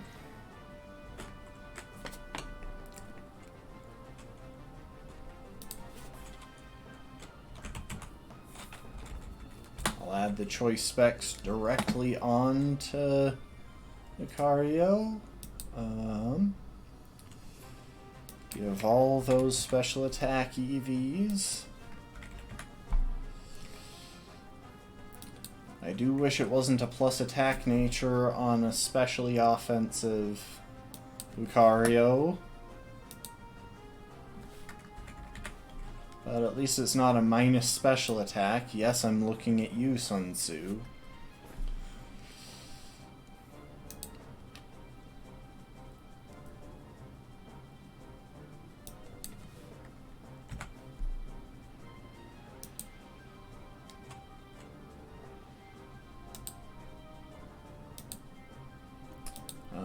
And then in my box, if we look at items, I will add in some wise glasses.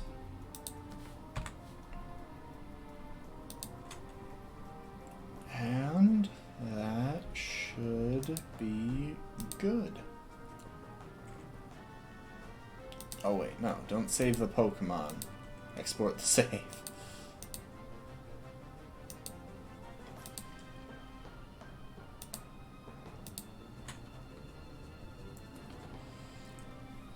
And we gotta reload the whole thing one more time. Oh wait. Yeah. I always forget the order that this goes in. Anyway.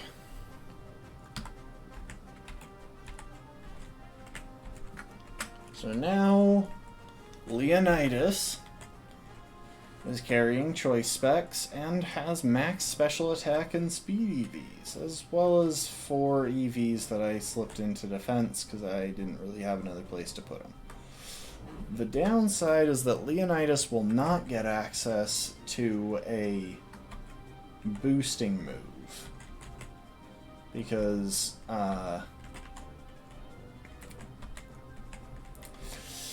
unfortunately, Calm Mind is only available through the move, or through the Battle Frontier. It's a TM that's only available through the Battle Frontier, and Agility is an egg move. So Leonidas will have to rely on raw stats as opposed to boosting moves in this run. And no, I'm not forgetting to level up my team. I'm just positioning my character first. Leonidas, you get 10 rare candies right now. Leonidas does get access to Swords Dance, but so does everything else on the team. Not quite, but close. We have relatively few Pokemon that can potentially be special attackers, so I wanted to make those that could be actually turn out to be special attackers. Because having mixed offenses is useful, and also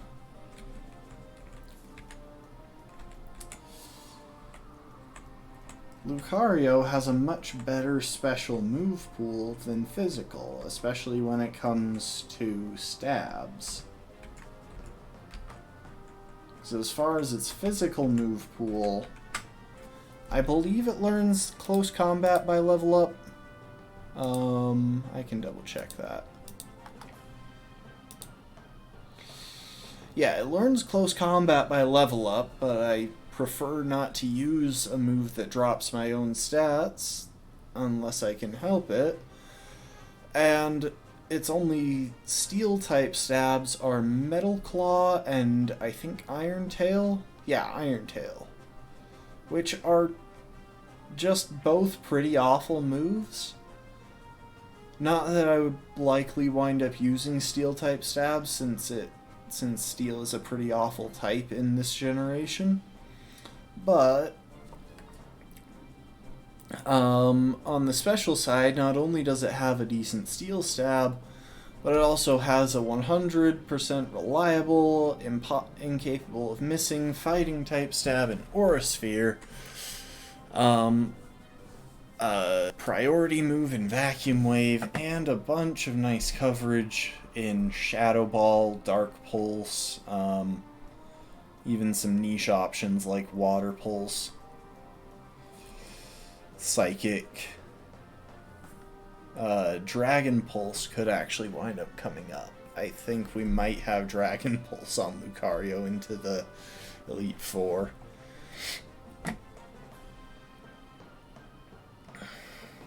But yeah, it's just Lucario gets a lot better options when it comes to the special side of things for reliability and other such things.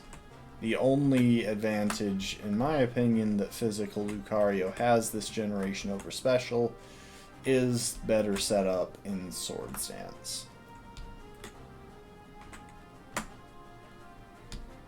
So anyway, I will be putting these guys up to level 41. I just wanted to take care of this in case I accidentally, ran into a spinner that I had forgotten about or something. But no, all of the trainers along our path are cleared.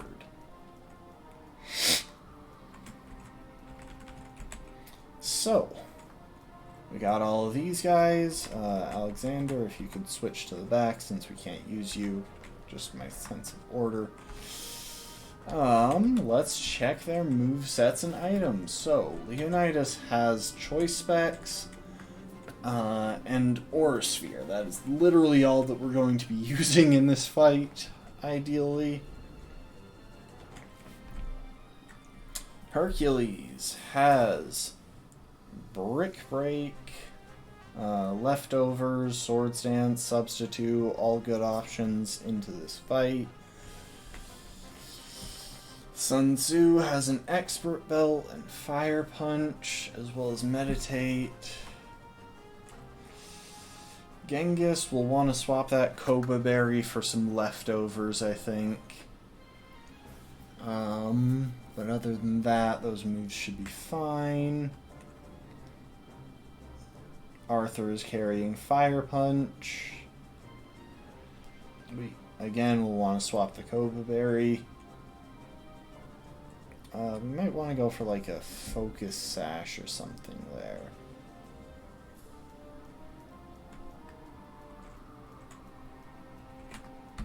Yeah, so. That said, if we wind up having to use Arthur for something in this match, we've messed up hard.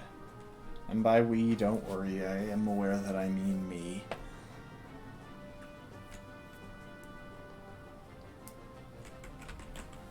Okay, so you get a Focus Sash. Genghis, you get Leftovers. I should sort these items one of these times when I'm in my inventory in PK Hex.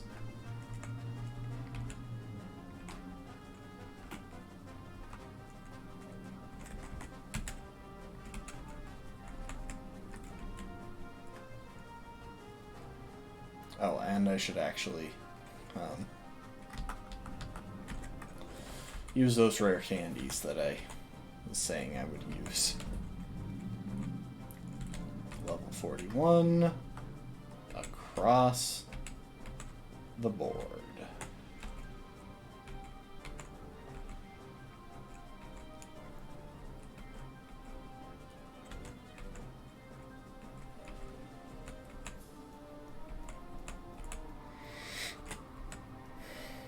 And luckily, Sturdy doesn't work like a Focus Sash in this generation, so we don't have to worry about Sturdy shenanigans with the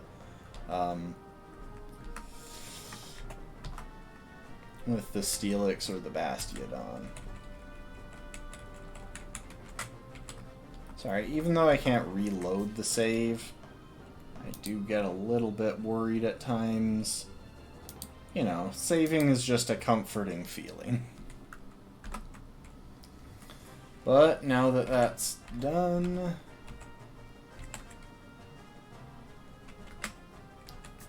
Okay. I don't know why I'm acting like there's a bunch of stuff to figure out. I literally just need to click the actual move that I've been planning on.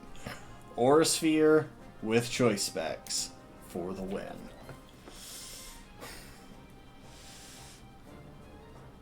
Show the power of glasses, Leonidas. Even though they weren't invented back in your day. Okay, that's one.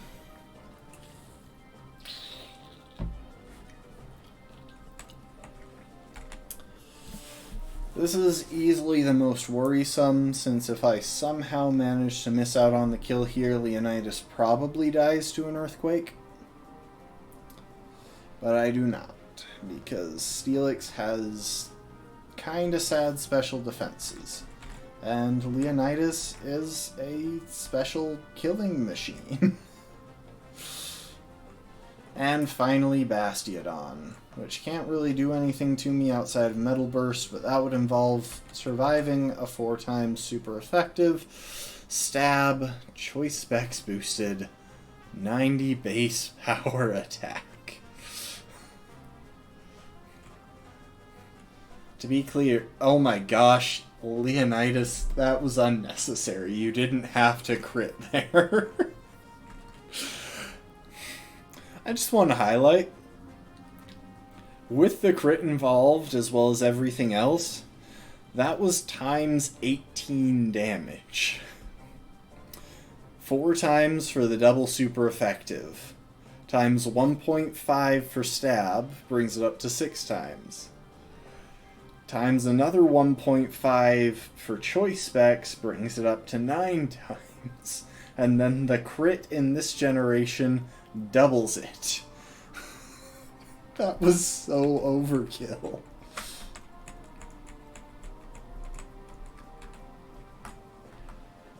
Flash cannon. We might potentially maybe use that on Leonidas, but again, Steel is a pretty atrocious offensive type in this generation since fairy types don't exist, and a lot of stuff resist it.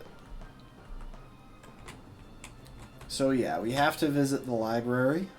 We're going to visit the Pokemon Center first. I know, wild. Luckily, I don't think we have another rival battle until we're outside the Elite Four.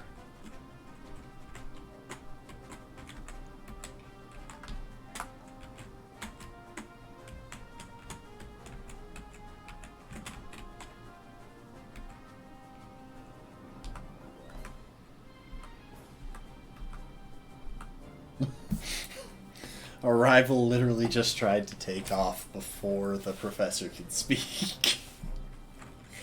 Which of my... This is the hand that stays in frame easier. I don't know, I'm used to gesturing with my left. Don't know why. Maybe I should reposition my camera. Y'all want to be over there?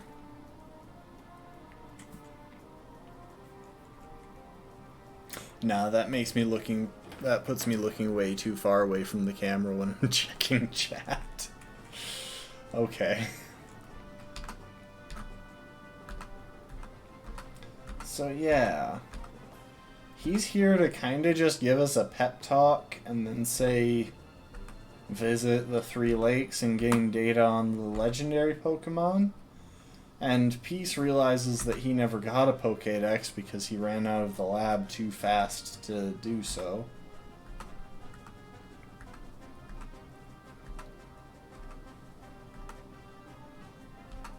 Dawn is sent to Lake Verity. Peace is sent to Lake Acuity up by Snow Point. Mostly just in the hopes, I assume, that he dies in a snowstorm. Well, and I'm getting sent to Lake Valor. And there was just an explosion at Lake Valor that we heard all the way from here.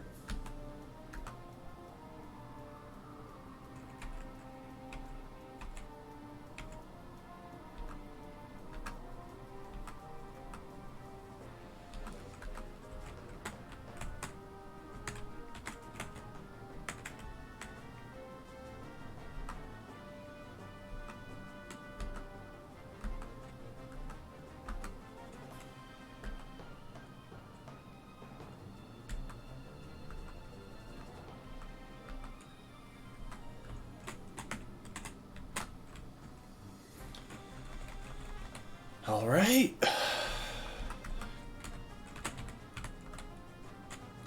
So, we're diving into the big story portion of it now. And we're gonna want a Pokemon that can fly for us.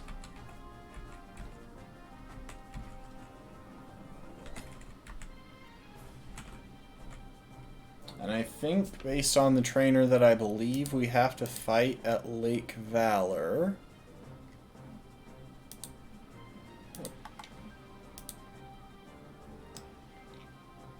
That we will want Arthur on the team as opposed to Sun Tzu. So we want psychic coverage. Lake Valor, here we are.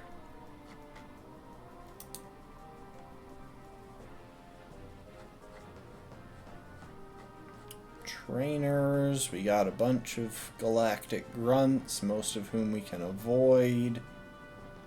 And then inside the cave. Yep. It was who I thought it was. We do have to deal with a flying type ahead of his dangerous Pokemon, though.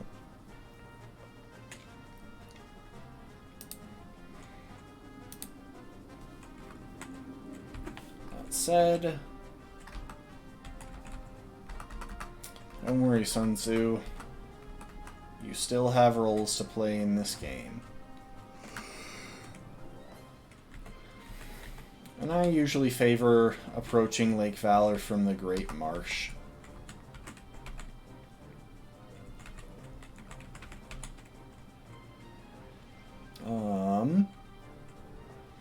And I want to highlight one more really exciting thing here.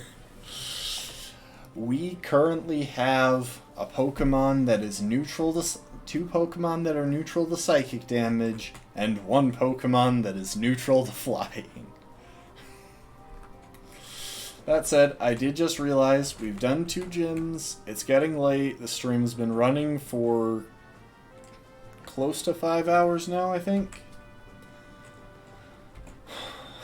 It's time to save and call it a night. Let me check while it's saving if we've got anyone to raid. Nope. I should probably check the category from time to time. Double save. Yeah, thanks Rafkin for joining. Thanks, Be Marching. I appreciate y'all.